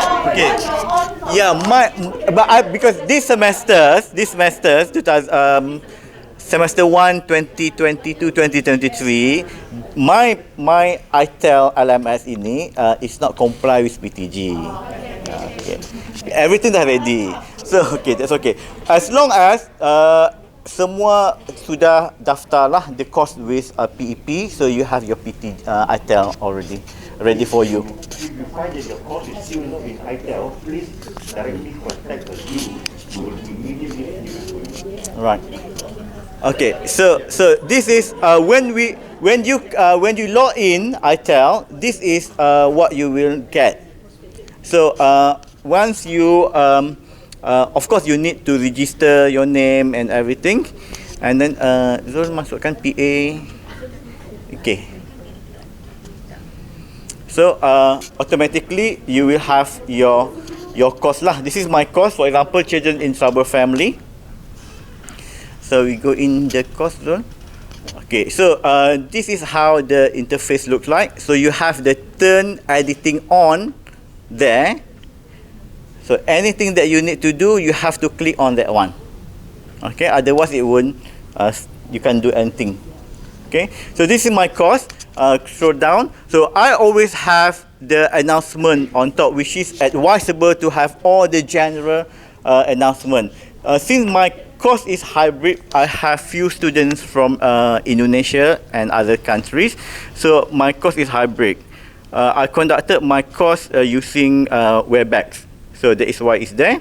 And below is the information about the course. I'm using Genially, so everything about the course is there. So even my CLO is also stated there. And ada satu lagi kan. Right, so this is just a wonderful semester 1 lah, kan, fun learning. Right, so and then more information about the course there, okay. And this is my assessment rubric. So I have 3 assignments. I have digital poster, digital portfolio, and oral presentation. So the rubric there is always there. The student can go in any time of the day, 24 hours, 7. Okay? Yes, we can. Sorry, yes? Sorry, can we record it? Just now on top we can see the welcoming notes and also CL. Is that the way we do the synopsis? Do the what? There's no synopsis on this. Oh, I have my synopsis there. Yeah. I mean, just now you mentioned that actually in ICL we tak ada synopsis. Does it not that we have to do our synopsis? Yes, this is how I do my synopsis, my course synopsis. Up to you. It's up to you. But we have to introduce our course synopsis. And I separated my CLO. If you see that one, I put them separately. Okay? So you don't have to put your table 4 and like last time. No. It's really up to you. As long as we have our course synopsis there. Alright? But if you want to put your table 4 like what you did before, you still can do that. You just use file. Okay? Right. So this is my assessment rubric. Then next below, and this is the if you notice the icon that is pink color, that is assignment. That is the folder that I created for my student to submit their work. Okay, so they just insert all their assignment there. They don't have to email me, they don't have to WhatsApp me, they don't have to do anything. Everything is from this one. This is the hub for my course. They want to know anything, they just go inside there. We want them to use the LMS. Okay? Right. So go down again, Zul. Right. This is also, I'm using Flipgrid. Another way of enhance student participation. Okay, so you can do many ways. You can either ask them to you can give link and QR code. It's up to them. They can choose any. Boleh ni tak? The link. Can you masuk?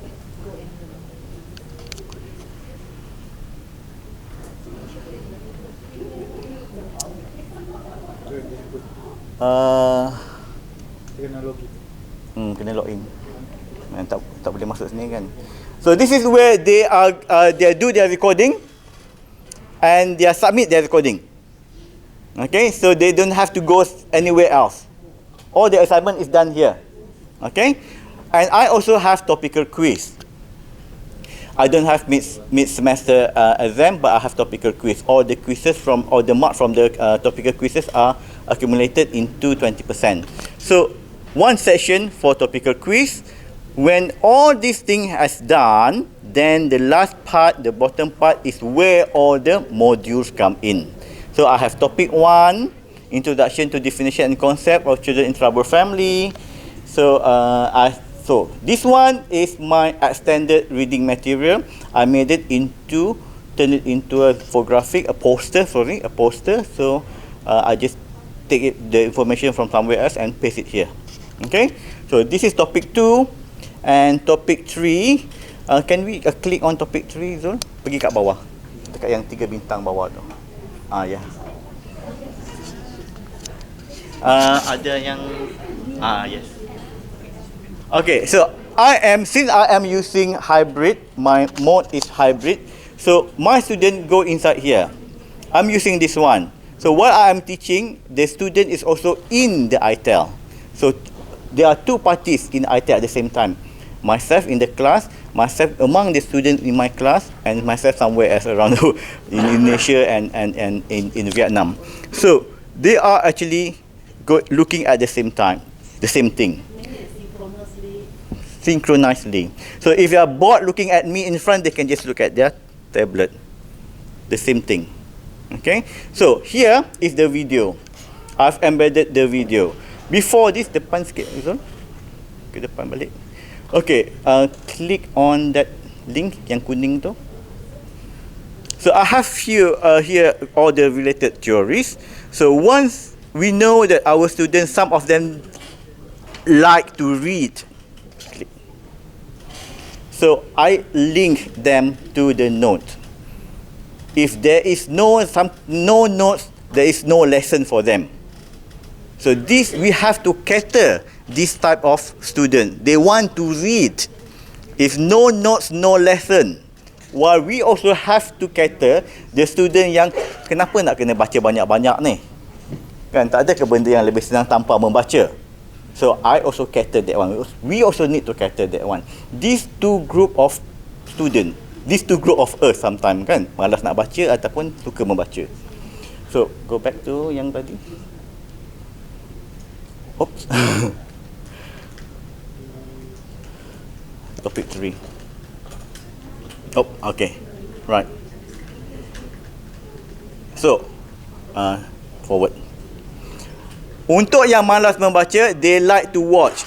Kita tengok the first video atas. Brainer. So, they love to watch. So, they just watch it and listen. It's the same thing. If you don't want to read, you can watch and listen. If you don't like to watch and listen, you can read. They have choices. We offer them this thing. Okay? So question is, banyaknya masa nak buat kan? No. If you know it, it's tak banyak masa. I spend 45 minutes saja to do all this thing.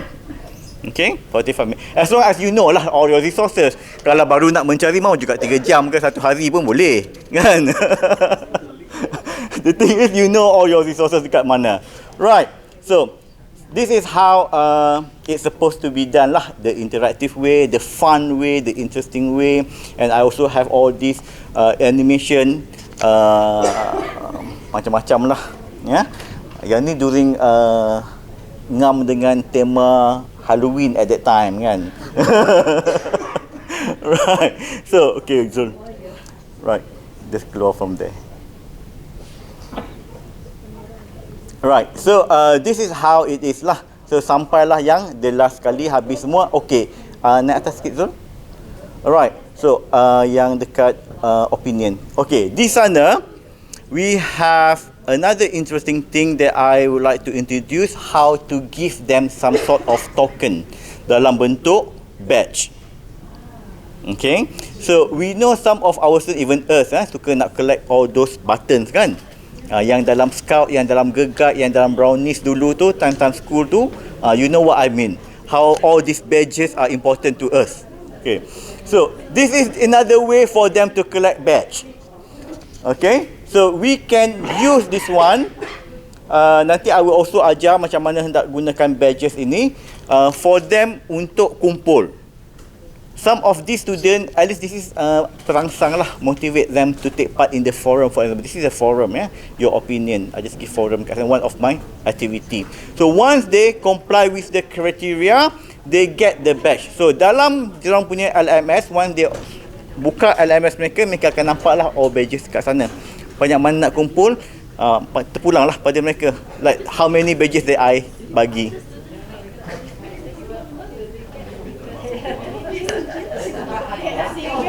Yes. Yeah, it's up to you lah. It's up to you lah macam mana nak bagi. Kan? Contoh. It's up to you. Kan? Nak make it fun kan? How do you... The thing is, why I'm using this one, why it came to my mind not use batch, because of the participation. Kenapa the participation is very low when it's come to the forum and all those things kan.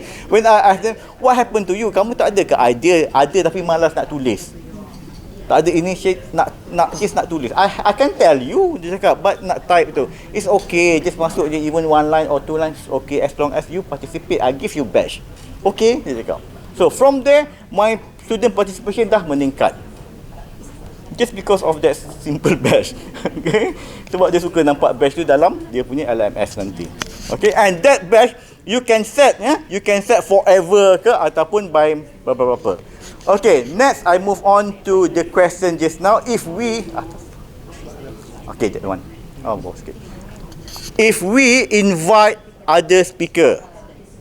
Right, so this is where I use other speaker in my class because I am not the expert in child protection and child act. So I call this expert. She's my good friend juga, JKM. Orang JKM memang under child protection to give talk. So I recorded that one, the talk, and then embedded that the video menggunakan YouTube and then embedded again di dalam ini. So bila kita klik dekat sana, we will see her. Cuba klik. Ya, ni ada iklan dah pula kan. Sebelum ni tak ada iklan, mungkin sebab terlampau banyak yang masuk, that's why dia masuk iklan. YouTube ada dia punya itu lah pula kan. This first time pula nampak ada iklan keluar. It based on how many hit ya. Kalau the more people watch kan, dia akan masukkan the iklan there. Alright, so that is how it goes lah dalam maksudnya the student tak payah lagi pergi ke YouTube. Semua happening dalam ITEL sahaja. That's why I say ITEL tu is a hub, it's not a dumping ground. Okay, right. Okay, so this is dalam ceramah lah satu. And I also atas lagi ada yang ni post webinar activity lah bawah Zul.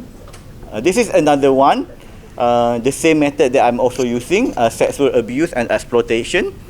And then I think ada satu lagi kot yang I menggunakan. Okay, yang ni salah satu lagi pada how we can use infographic dalam sebagai extended reading material. Bawah lagi bawah. Okay, this is forum. Beside the talk, I also use forum, recorded forum, dan buat yang sama jugalah. So I invited 2 speakers for the forum on sibling rivalry, challenges and perseverance. So after it done, convert that into YouTube dan embed dekat sini. Right? Okay, so I think that is all about ITEL and how we can play around with ITEL and all those things lah. Ya? Alright Zul, jangan tunjuk semua-semua. Malu saya. Sudah separuh jalan mah. Janganlah tunjuk sampai 14 minggu. Okay, thank you so much.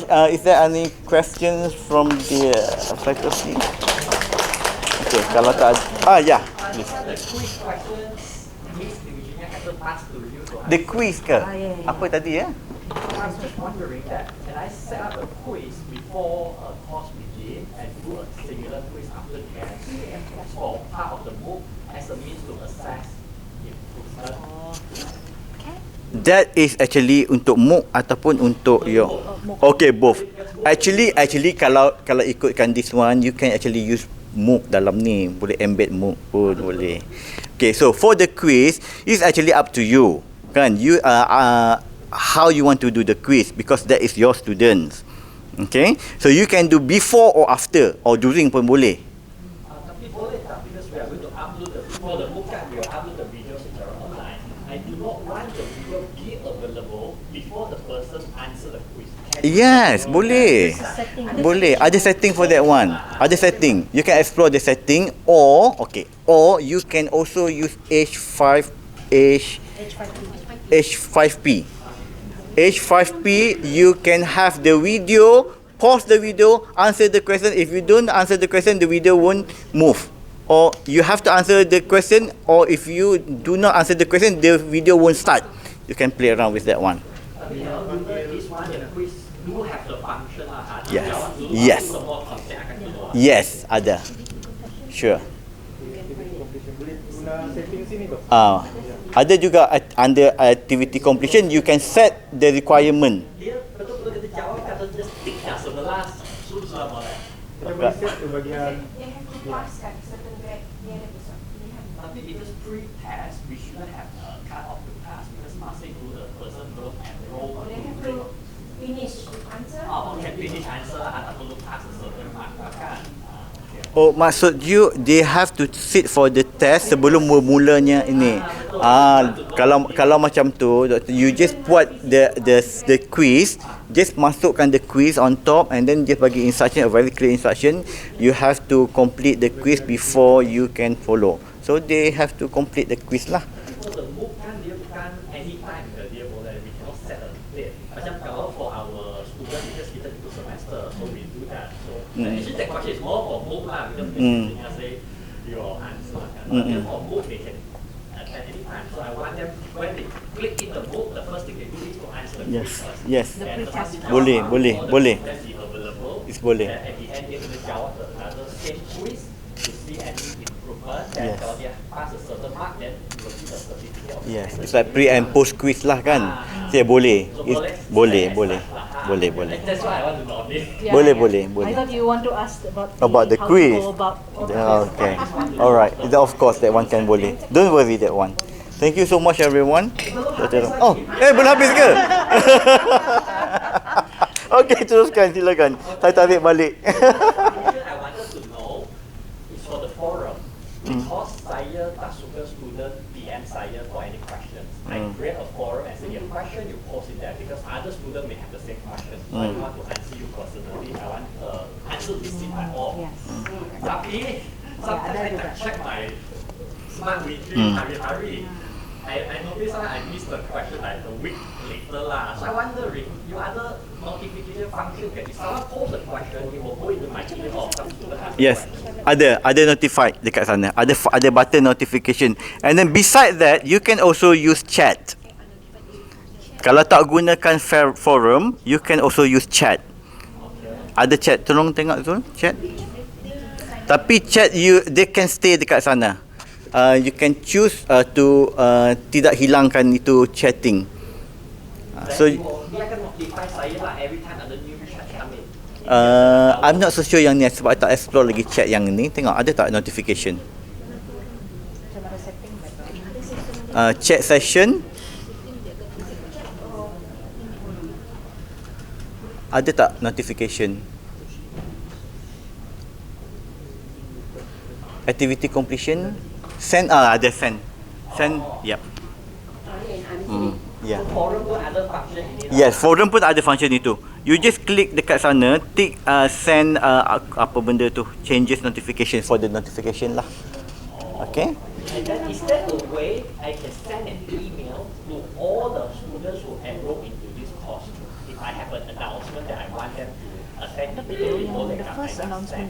Tengok atas. Via the system, can we send to their email? Oh, to their email. Ada tak function? Because I Ada ke function Zul?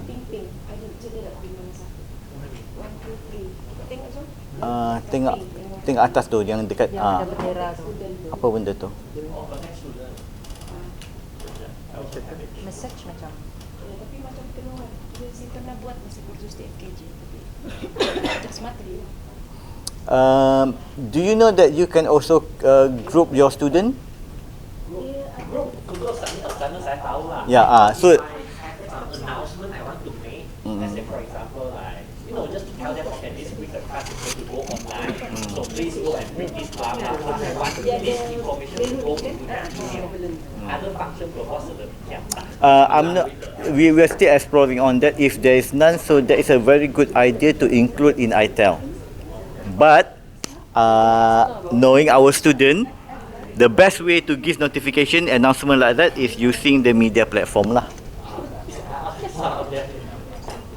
Frankly, WhatsApp, Telegram, that is the best one because not all of them will use this one. Although we in chat, they will not go in every day like what they are using, like how they are using their phone for WhatsApp and Telegram. So what I always do, that's a very good. I always tell them, make announcement in the group WhatsApp, and log into iTel. No, I just log into iTel, new information, log into iTel. So that's what I always do. So they will log in, and we can check whether they are logged in or not by looking at the record lah. Okay, I think that is all. Anything else? So thank you so much. I should pass this over to Puan Salmi. We passing time. Thank you. Take 5 dulu ya, take 5. For the suggestion, we'll take it into consideration. Actually, okay, ini my part simple sahaja sebenarnya. Kebanyakan Amin already mentioned about it. Mana Dr. Ramlah tiada. Actually, I have a very fond memory dengan FSMP because few years back saya ada kursus di sini buat ban. Buat ban. IDP, my IDP, during that time my IDP. Ya, masa tu yang mengajar Dr. Hasmadi, Dr. Mansur. Saya lupa siapa lagi satu. Sebab saya remember petang tu, kami buat coklat. Tapi tengah hari tu kami makan ban. Dan kami kata, kalau ada sup lagi bagus. Jadi kursus buat sup lagi. Okay, but actually it's good to be here because some familiar faces here yang sudah lama kenal, yang baru kenal. I see Dr. Siu dari awal, dari zaman muda. Sekarang macam K-pop sudah dia sedikit. Dr. Lee tadi, Prof. Chai memang guru saya in another head. And then yang baru ke Sylvester apa? Boleh sini? Macam menyanyi saya rasa kalau di sana. Boleh ya? Dr. Sylvester yang saya selalu kontak masa PKP sebab bagi ceramah online. And then yang Dr. Adila memang Prof. Pet memang dari dulu, tapi kalau pasal research memang jumpa Dr. Pet. And then yang lah, sebab saya ni sudah macam kurang 10 tahun lagi mau pencen. Saya tadi saya nampak Dr. Hazim kan, Dr. Hazim, and then Dr. Liana, ini baru dengan Dr. Jumardi dah. Baru saja masa kita ada kursus dekat mana? Bangkuasi, bukan Bangkuasi. Chancellery di Sirih. So it's good to have familiar faces, jadi saya tidak rasa segan. Dan paling penting sebenarnya in doing PTG, I have a very good support daripada your TDA, Dr. Ramlah. Sebab kami pening-pening buat the original version of the table 4. Sebab, and then like Dr. Ramlah citing her, kalau lah kita guna table 4 yang ini, macam 80% kami buat online ini. So actually in FSMP you more on practical, right? So it shouldn't be, jangan sampai when we change to another table 4, dia mengganggu dengan apa yang kita buat. Actually we are not introducing new things, foreign things. It is the same. We'll still teaching the same.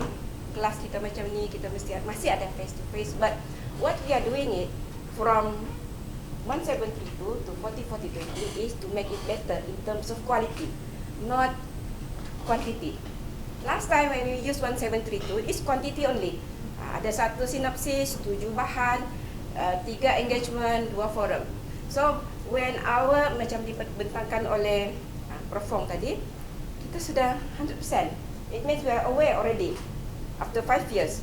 So how can we be better? We make it a quality teaching and learning. That's why we are moving from 1732 to 40-40-20. Itu saja yang memang foreign. But my explanation is more on why do we want to change. And we need to change actually because we need to be on par with other universities. Because there are other universities in Malaysia have been adopting this PTG. So I think last year there's only 5 universities in Malaysia didn't adopt PTG. So next tu, sebab sudah dekat pukul 12, I will touch on the current changes, why. How to design? Actually, the design is simple sebab it is the same table 4. Only there's a tab there that will calculate your PTG hours. The 14 hours, 14 hours, and 8 hours. And the simulation, I will show how I do it for my courses lah. Next. Okay. It doesn't come from, bila kita buat PTG, dia bukan kerana UMS, BPEP sengaja mau menyusahkan pensyarah. Sebab kita mahu setanding dengan universiti lain. So this is the garis panduan that you can access online. This is more on the PTG. Ini memang purely PTG, but in here, this is a very good playbook, 130 pages, for us to look into how do we deliver our teaching and learning.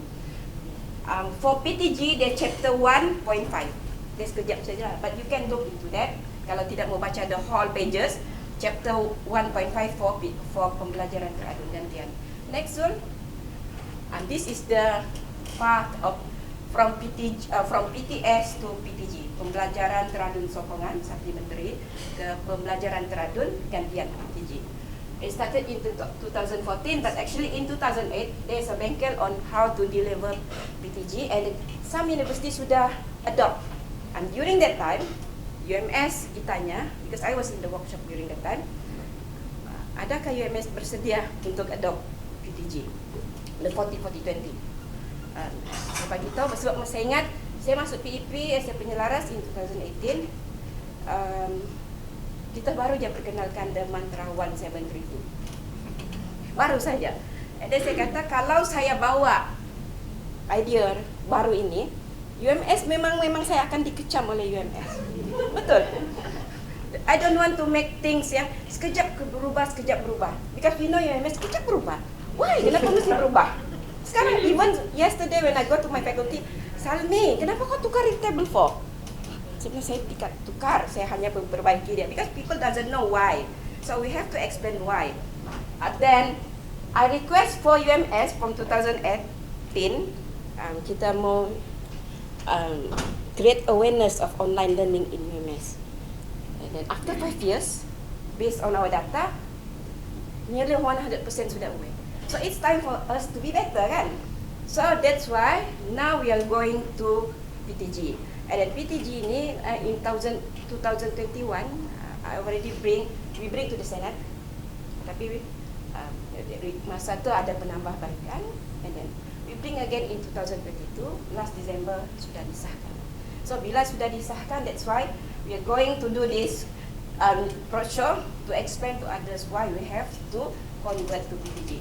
Next one. This is the formula. Last time 1732. Before this, untuk orang lama, formula dia tu saya sudah lupa. 0.5, 6, something. Kan? Dia lain. Saya pun sudah tidak ingat masa tu. Masa tu saya benci betul. Kenapa juga ada kiraan? Tapi bila mungkin Tuhan bagi tahu perlahan Salmi ini membenci sesuatu. Jadi dia diarahkan saya untuk bekerja untuk membantu UMS. So, after this, ada perubahan pergi 540 to 520. Masa ini saya pun bagi tahu we still in the awareness. So we skip this one. Sekarang after 5 years we are doing this. Next one. Why blended learning? When we are doing 1732, I was asked whether we can replace our class or not. And saya cuba cari surat berkeliling, any guidelines about it. I asked the PPKA and they said tidak ada yang bertulis. Tidak ada yang bertulis. So, bila kita ditanya di peringkat fakulti, we will ask di mana sumber. So, we are caught mau cakap ya ke tidak. Kan? So, but still because we are going for improvement, what we do is in the PTG, the substitute, it is stated in the garis panduan. It is stated in the garis panduan. If you chose 4 weeks for PTG, you don't have to replace it with physical activities. For 1732, actually you have to replace. You have to replace. So, but like Mr. Amin said, no more 1732. We are going to PTG for the substitute. But still 1732 dia bukan kita buang begitu saja. We still need the 1732. Kita tidak, orang kata apa habis manis sepah dibuang. they're still good in 172. Nanti I will show you later. Next zone, saya macam mau tarik pula dia. The definition of blended learning, 30% to 9% of your courses is conducted online. So di UMS, kita ambil yang minimum saja, di 30%. To make things easier, 30%. But because we are going forward to flexible education, so we're priving actually the flexibility for the lecturer to go more than 30%. But there's a but there, because the subject matter expert is in the faculty. So the faculty can decide whether they want still to use the 30% minimum, or you can go as high as 79. But personally, maybe 30% for start, 30% tu macam syarat wajib lah untuk LNPT. You have to achieve the 30%. But if there's ada yang sangat macam Dr. Kor kan, sangat excited membuat, maybe dia buat 40%. Maybe. But you have to be meeting in the JKPA. So you have to request from the JKPA. So we give the prerogative for the faculty to decide how many, 30%, 40%, or 50% of online, on PTG. Okay, and the definition is based on the Dasar e-Pembelajaran Negara 2011. Next, ini sudah tadi ni. Next, this is only a comparison. This is based on 30%. Next, paling okay. Kenapa sudah pergi sini? Okay. In PTG, you can replace minimum 4 weeks. So minimum 4 weeks if you chose 30% for your PTG. So macam FSMP, you decide 30% sahaja yang PTG. So if 30% PTG bermakna your course for 3 credit hours course, you have to fulfill 14 hours of material, 14 hours of student engagement, and 8 hours for assessment. This is in your table 4. And this is in your table 4. So for the next, macam for the rest 10 weeks, you can do your yang macam biasa physical. So it actually depends on the lecturer. Choose the topic that you feels like it can be teach online. Yang kita ada material will be easier, but the student engagement, there's a lot of activity that can be used. Based on the, I think the Carrington will can help you with that, and then your assessment. Okay, next one. This is for 3 credit hours. FSMP ada 2 credit hours, dia ada. So 2 credit hours boleh ikut this formula. 10, 10, 4. Next zone, 4 credit hours. Ada. So you don't have. Actually, when you count, okay, how do we get 36? How do you get 36 to kill? If we, because last time 1732 is based on jumlah jam bersemuka. Jumlah jam bersemuka is setiap minggu kita jumpa 3 jam untuk 14 minggu, which is equal to 42 hours. 30% from that is kita ambil jadi 12.6. Jadi dibulatkan jadi 13. 13 is 1 campur 7 campur 3 campur 2. That is based on jumlah jam bersemuka last time. But now the PTG is using the SLT. The only thing yang kita jumpa SLT ini adalah dalam table 4, right? So let's say kita pilih 30%. 30% from 120 jam kredit will be berapa? 36 hours kan? Okay. So from that 36 hours, sanalah baru kita buat pecahan the 40, 40, 20. And then we already counted it in the table. For material 14 hours, student engagement 14 hours, and assessment 8 hours equals to 36 hours.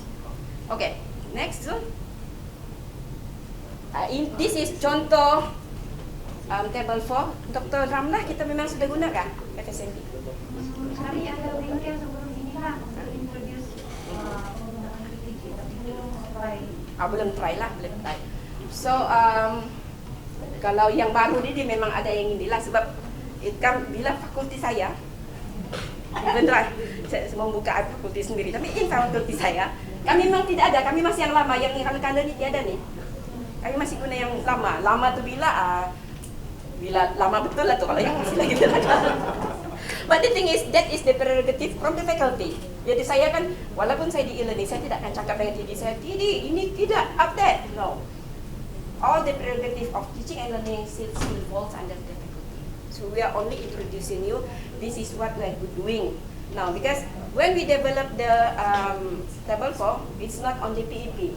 We work together with PPKA and other PDAs.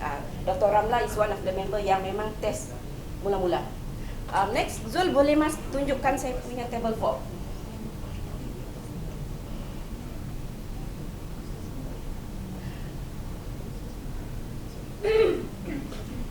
Ini macam biasalah kan. You put everything, the synopsis, your CLO, PLO, kan? Ini macam biasa, you put it here. And then teaching and learning, ini yang kita biasa buat kan. We put all the numbers there. So my shortcut way of ensuring that I fulfill the 36 hours is, saya pilih 4 kursus. So the 4 courses yang ini, yang saya buat online, dia tidak ada secara physical. Saya buat itu dulu. For material. And then saya juga mau, walaupun saya sudah buat lecture online, yang this one saya buat synchronous. 1 hour synchronous, 2 hour synchronous, depends. Saya juga ada material, support material. Okay? So, teruskan Zul. Naik atas. Okay. 8 campur 11. Sampailah 19 kan? Okay. Dia lebih daripada 14 jam. But our policy is jangan kurang. Mesti lebih. Nanti we'll see at the SLT summary nanti. Jadi yang ini kita last time masa kami dapat draft yang pertama, bahagian independent learning yang ini tidak boleh ubah. But the new table 4 dia boleh ubah. Sebab itulah kita boleh adjust. Kalau dia tidak ubah, saya punya kursus pun tidak lepas PTJ. Saya bilang, kalau selagi saya tidak lepas buat ini, saya tidak akan bawa ke UMS. Saya tidak mau lagi dikecam kali kedua, kali ketiga. That's why we need to, in PEP, if we want to introduce something, we make sure it make easier for the lecturer. Because tujuan kita, in e-learning, kita tidak mau menyusahkan peserta. Kita mau, we want to help you. We want to help you, so we try it first. Okay, so macam ini, cukup 84 hours lah. Recommended is 84 hours lah for teaching ini. So assessment,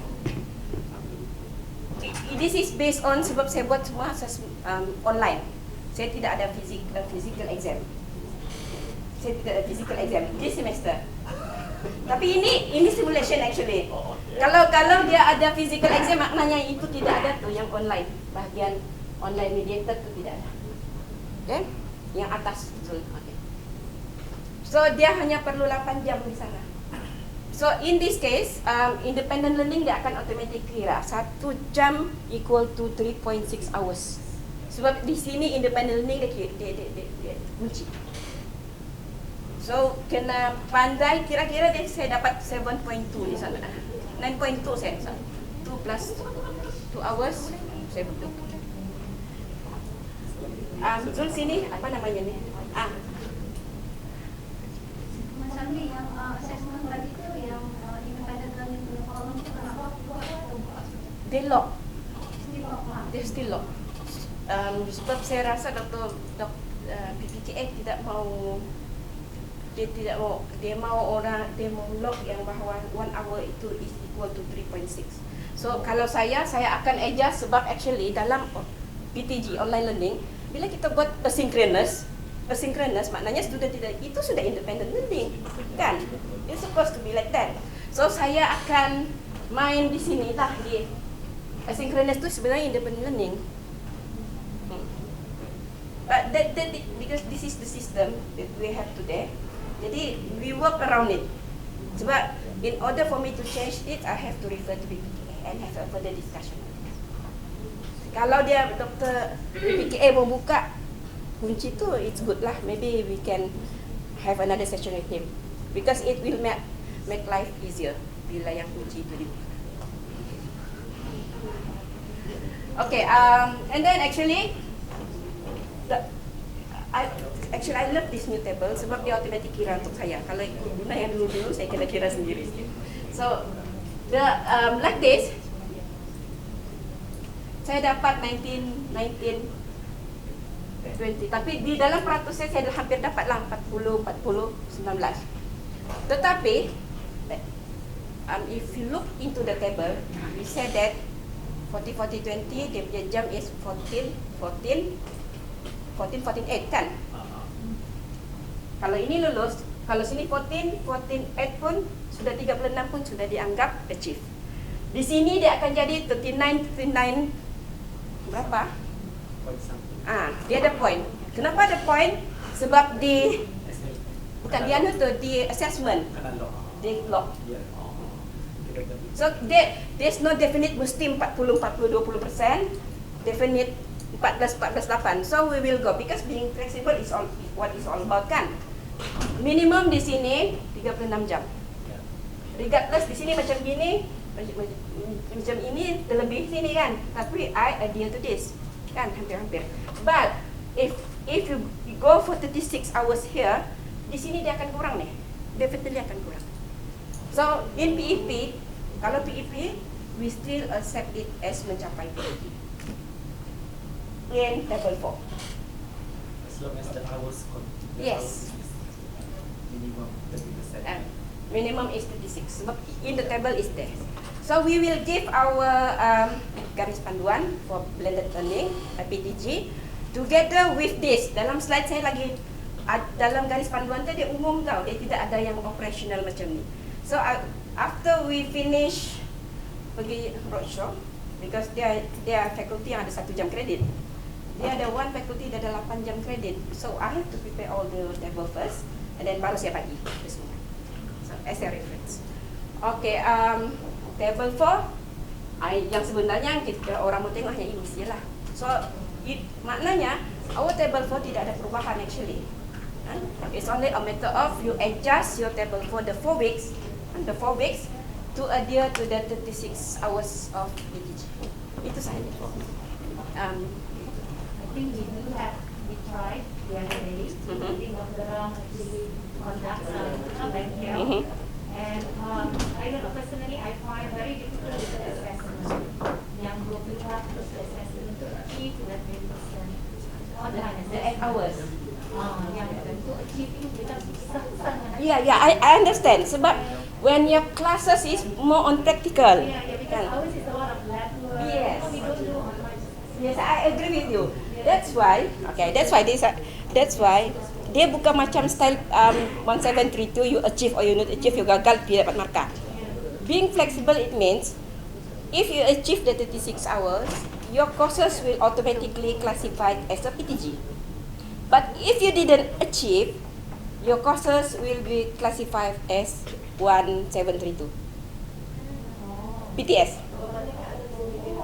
Yes. That is the flexibility. Dia bukan one size fits all because every faculty have different requirement. Because I think the assessment is the main problem. Actually, the other two not so much of a problem. We can actually achieve, but assessment is very difficult, especially if we have the labs. Because all our labs is not online assessment. I don't know. If we set assignment, they can actually upload kan? Itu consider sebagai online. Kan? They can upload the assessment. Tapi sekiranya it's maybe lab report, they upload itu online. If you want to achieve that thing. Yeah. If So you upload even our lab reports, our assignment reports, we can upload. So under the assignment, you just upload the report. Yeah, so itu boleh lah. Yeah. Kita bootcamp itu boleh. Boleh. Because sometimes you want to do macam buat assessment online, quiz, automatically system yang akan kira. But like me assignment, dia upload, saya kena buat manual juga untuk periksa, kan? So we make things easier. If you upload it, assessment tu makna it consider as assessment. Kalau dia buat oral presentation, also upload to 4-point slide, yeah. Yes. I'm using that bila presentation. Okay, I think that's Yeah.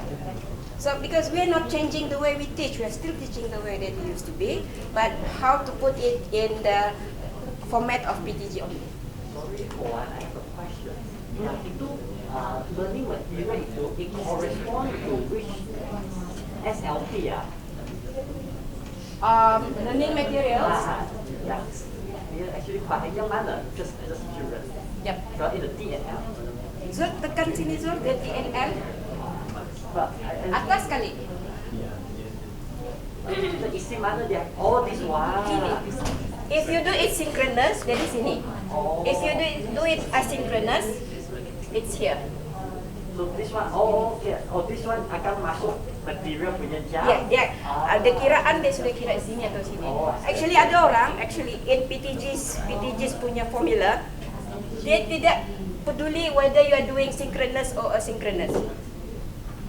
Dia tidak peduli. Dua-dua pun boleh kan? Dua-dua pun boleh. You can just buat asynchronous on, or you don't want to make asynchronous, you want full asynchronous pun boleh. For PTG punya interface. But macam yang Dr. Ali bagi tahu tadi, can it replace? This is common sense. 5 minutes of video, dia tidak akan boleh replace our lecture. Right. Yes. So whatever that we said just now, yang 14, 18 tu, that is the minimum. So you can actually add more to that. Add more to your, let's say you have 3 lectures, 10 minutes, you just upload. So you have 3 materials.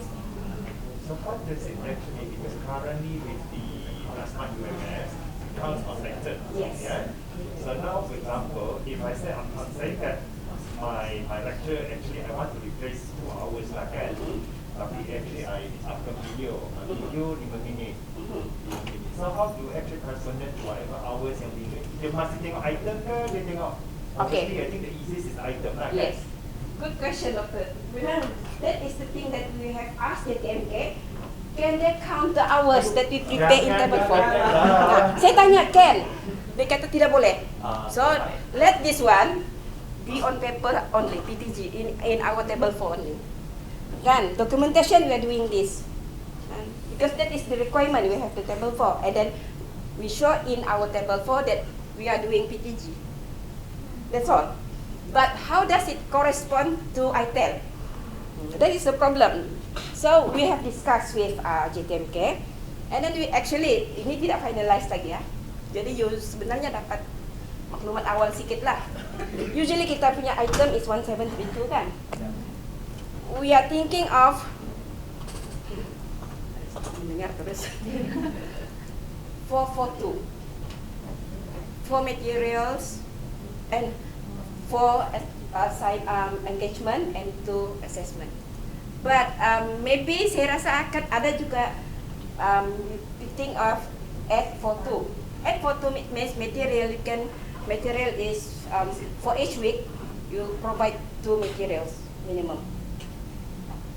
So dia jadi for every week yang digantikan tu. So let's say we chose add for 2 lah. PTG1 ada 2 kuliah, 2 material.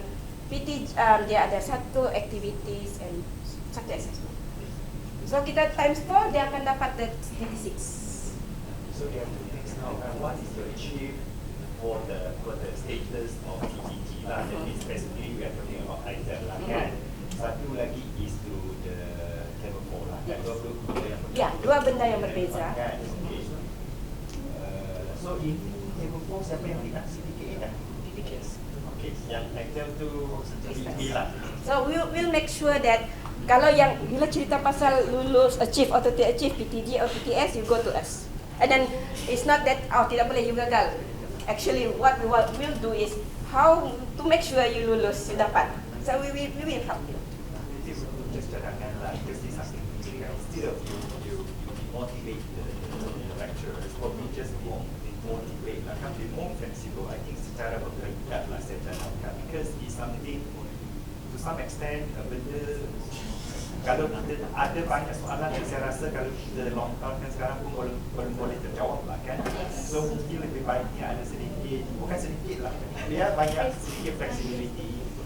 Pelan-pelan kita kan macam just now you just mention also kan.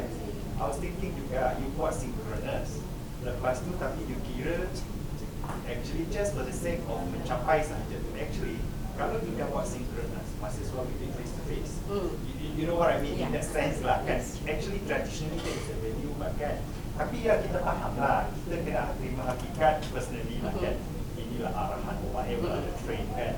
So saya rasa kita cuba saling membantu, jangan dimotivate, jangan frustrate the lecturers lah, I think kan. I think itu that's what personally saya nampak. And also because kalau kita gunakan pendekatan one size fits all, it's not going to work because of certain program boleh buat macam tu, certain kursus boleh buat macam tu. Like ours is actually a lot of lab-based one. Yes. Especially like those fundamental courses, yeah. You dah face to face your experiment, hanya pun tak boleh when you do lagi itu yang tak face to face because I'm teaching fundamental courses. Yeah, so I think is tu dah saya cakap, jangan guna pendekatan one size fits all. Kan? So I think ataupun ada persimpangan lah. So I think flexibility lah. I think that is the lah. Because at the end is we want the quality. We want the quality. Sebab kalau tak, kalau dia kata okey lah kita video je sebagi, okey lagi senang actually. Kan? Goyangkan sikit lah. Sense lah kan. Tapi so actually that is not lebih. Tapi saya faham juga dari segi universiti kalau you bagi total freedom pun tak boleh. So jangan so rigid, especially kami actually science based, lab based, and they do a lot of fundamental courses yang study. Yes, I understand. That's why when we do the table for my team memang dari orang science because of the activity lab. That's why we give prerogative to the faculty to acknowledge whether the course can be PTG or not. Because if it's not PTG, it will be under PTS. Our report to KPT will be like how many courses is handled in PTG and how many courses is handled in PTS. No, there is no more than last time when we make the anugerah 100% platinum semua tu kan, it is to create awareness so that people aware of online learning. But now everyone is aware of it. Now we are going for quality. So it's not about you have to lulus PTG. If your course cannot, memang tidak boleh buat PTG, so automatically you will be under the 1732. So it will be there. That is the flexibility that we have now. Okay.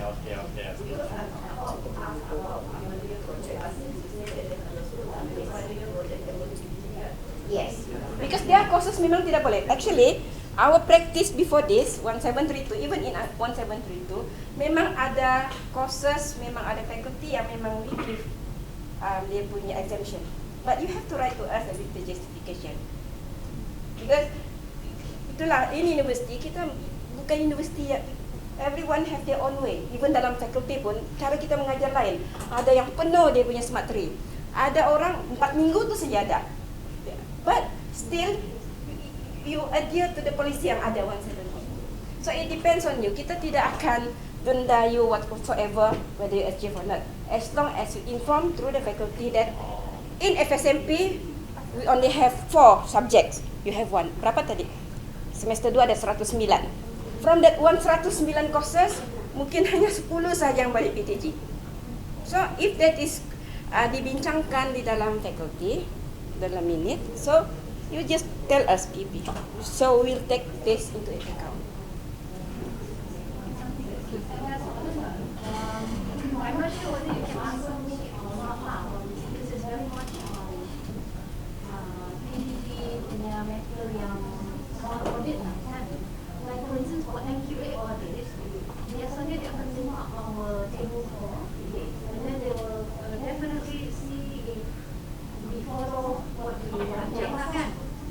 So now, if you put PDG in the table 4, you definitely have to have evidence to show how you can. So the evidence is either going to be used. The evidence kan for your PTG is in your ITEL. Okay, so that means there needs to be a very clear manual on how we're going to calculate that to tell you what we have planned in the table 4 lah kan. Because there are definitely when you talk about SLP, PTG tu kita kira punya SLP lah. Jadi in a way, whatever that you put out on ITEL, and you assume that to be PTG for the course, it needs to be done much better.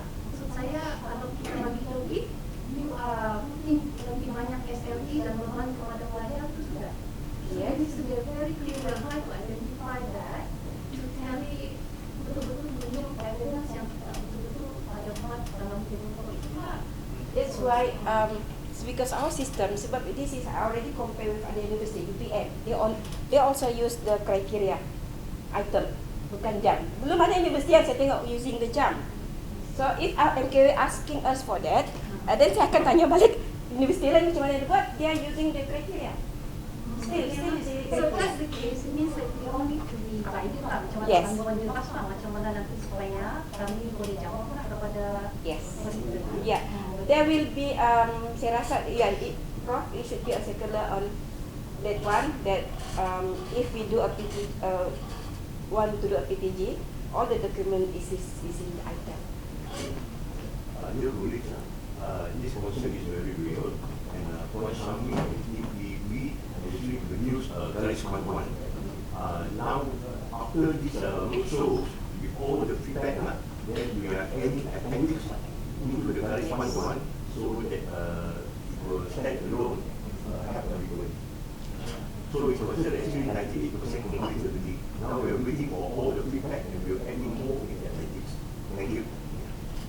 Okay, Dr. Ramlah. More feedback is important, the more we will be added. So I have one question on interpretation on, because I keep on hearing that there will be also for next semester. Problem is I have not seen until now mana-mana surat arahan yang dia cakap yes you need to do this next semester. So we need to be a document yang directly lah betul-betul untuk kami implement ini. Sebab everything is documented di dalam normatif yang kami implementkan. So it's a big change in our table 4. So we really need documentation lah untuk kita kami semua mengimplement benda ini. We definitely think yes lah, this is the way to go. Kita memang diarahkan. Kita pun sudah bertinggal juga because kita ada tim memo menggalakkan penggunaan dia kan. So kita sudah ada bertinggal and we saw what was the issue kan macam Dr. Pat cakap tadi.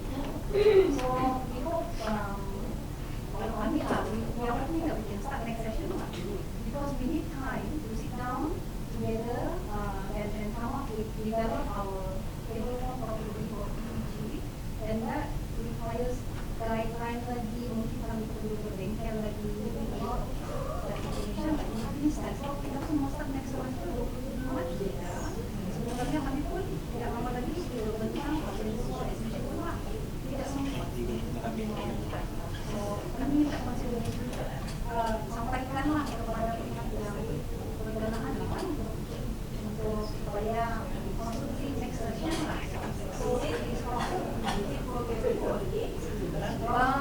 table 4 dan PPG itu menggunakan itu betul saya sudah okay. So the consideration I understand. So you want the suggesting that instead of next step orang hanya menggunakan and you want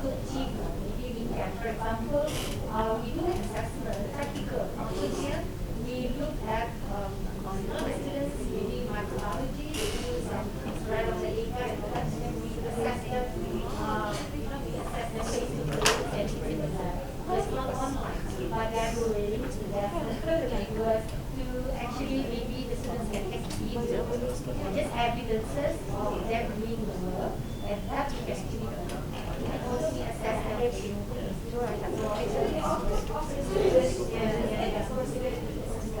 so that probably we can achieve that. So whatever lab report, all online assignment, all online, so maybe that's when we can achieve this. Really, I think they do everything much. Our students were not in the era, but they didn't do it. I have tested it so many times. You have to use this platform. So, more.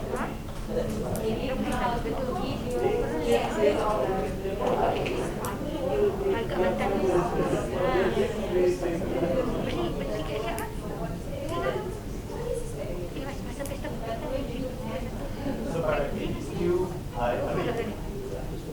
dengan apa lah kan, itu nampak belum bersedia lah. Nanti yang tak bahas bukan kata siapa lah gitu. So I think mahasiswa what the table 4 or the item yang dibuat kan, saya rasa kita engage lebih banyak engagement perlu lah kan. Teachers get clear because for example, what table 4 this certificate sambil dia satu already kalau benda pun tak tahu, sorry I usually I terus cakap lagi kan, benda pun tak tahu dia beli itu kan, how we do it kan, so itulah saya kata as a whole lah, gitu as a university lah. So saya rasa best is actually tapi jangan pula kata ya biar kita next station kita tunggu lagi nanti bulan 10, 11 baru nak pergi engagement ataupun melakukannya. From now we can do all the engagement, all the center, everything. We prepare the whole university for the next session. So sekarang kita masuk kuliah sudah masuk sekolah sekarang. Yeah, it's already started. I understand. So actually we have some issue with PPSD. PPSD sudah start awal. So that's why you have to voice out this issue, and then we'll discuss about it and how to go about it. Saya rasa sekarang memberi ruang kepada semua pergi roadshow and knowing what the problems are kan from the different faculty. So lebih senang bila bawa untuk bincangkan. Sekarang kan we basically know, for example FSMP kan kami banyak lab punya kan. For example lah kan mungkin maybe ada lagi dia punya issues kan. So semua you dapat sudah tu barulah people senang betul senang memudahkan dia supaya dia jadi kejam.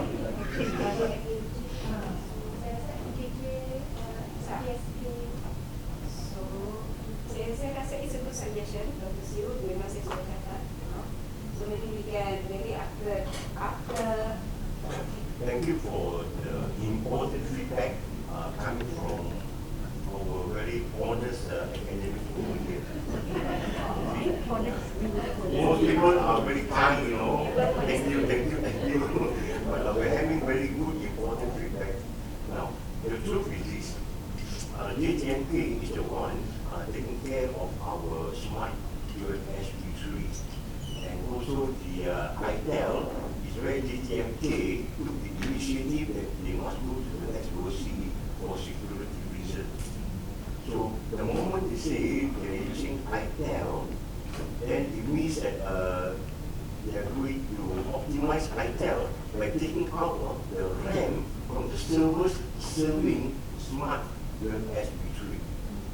So they expect that next semester smart UFS V3 will be slower, and then ITEL will be very fast. At the moment, our smart V3 is very fast. It's optimized for 20,000 students, serentak at any one moment. Okay, so they're going to actually optimize ITEL, but belum. So they're telling us actually to get all the feedback first. Now, we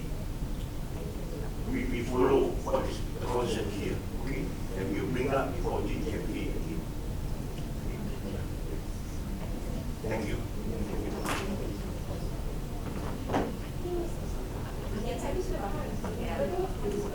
Actually, if you have any problems, because saya Dr. Ramna sudah pagi ni, so ini tidak relevant sudah. Next Zoom, habis sudah. Thank you very much. So you can email me, tell me. If you have my WhatsApp number, you can WhatsApp me if you have any problems. I'm open to it. Cuma kalau time tidur memang tidak boleh jawab WhatsApp. And actually what we is trying to do is we want to have to make things easier. And I actually the honest feedback is good for us, so that we can make life easier for our lecturers in UMS. So thank you very much. No, I cannot because our Dr. Chiu is still the same original Dr. Chiu. I know all, I always admire and envy and appreciate, which comments are always critical and constructive. Terima kasih again. And all of you. Just one question. Kalau for the PPG, if I give an article for the student to read for the particular kursus, itu kira as material ke atau activities lah? After you ask them to read the article, is there any feedback from the article follow up? I just kata on, I just topik, I bagi artikel yang berkaitan either infographic or poster or whatsoever. So how, I was wondering is an activity kalau material? Dia boleh masuk dua-dua. Dia boleh masuk whether it's a student activity because they have to read it. But it also can be material. So it depends on your alasan, in your lesson plan, you will mention the activity, right? So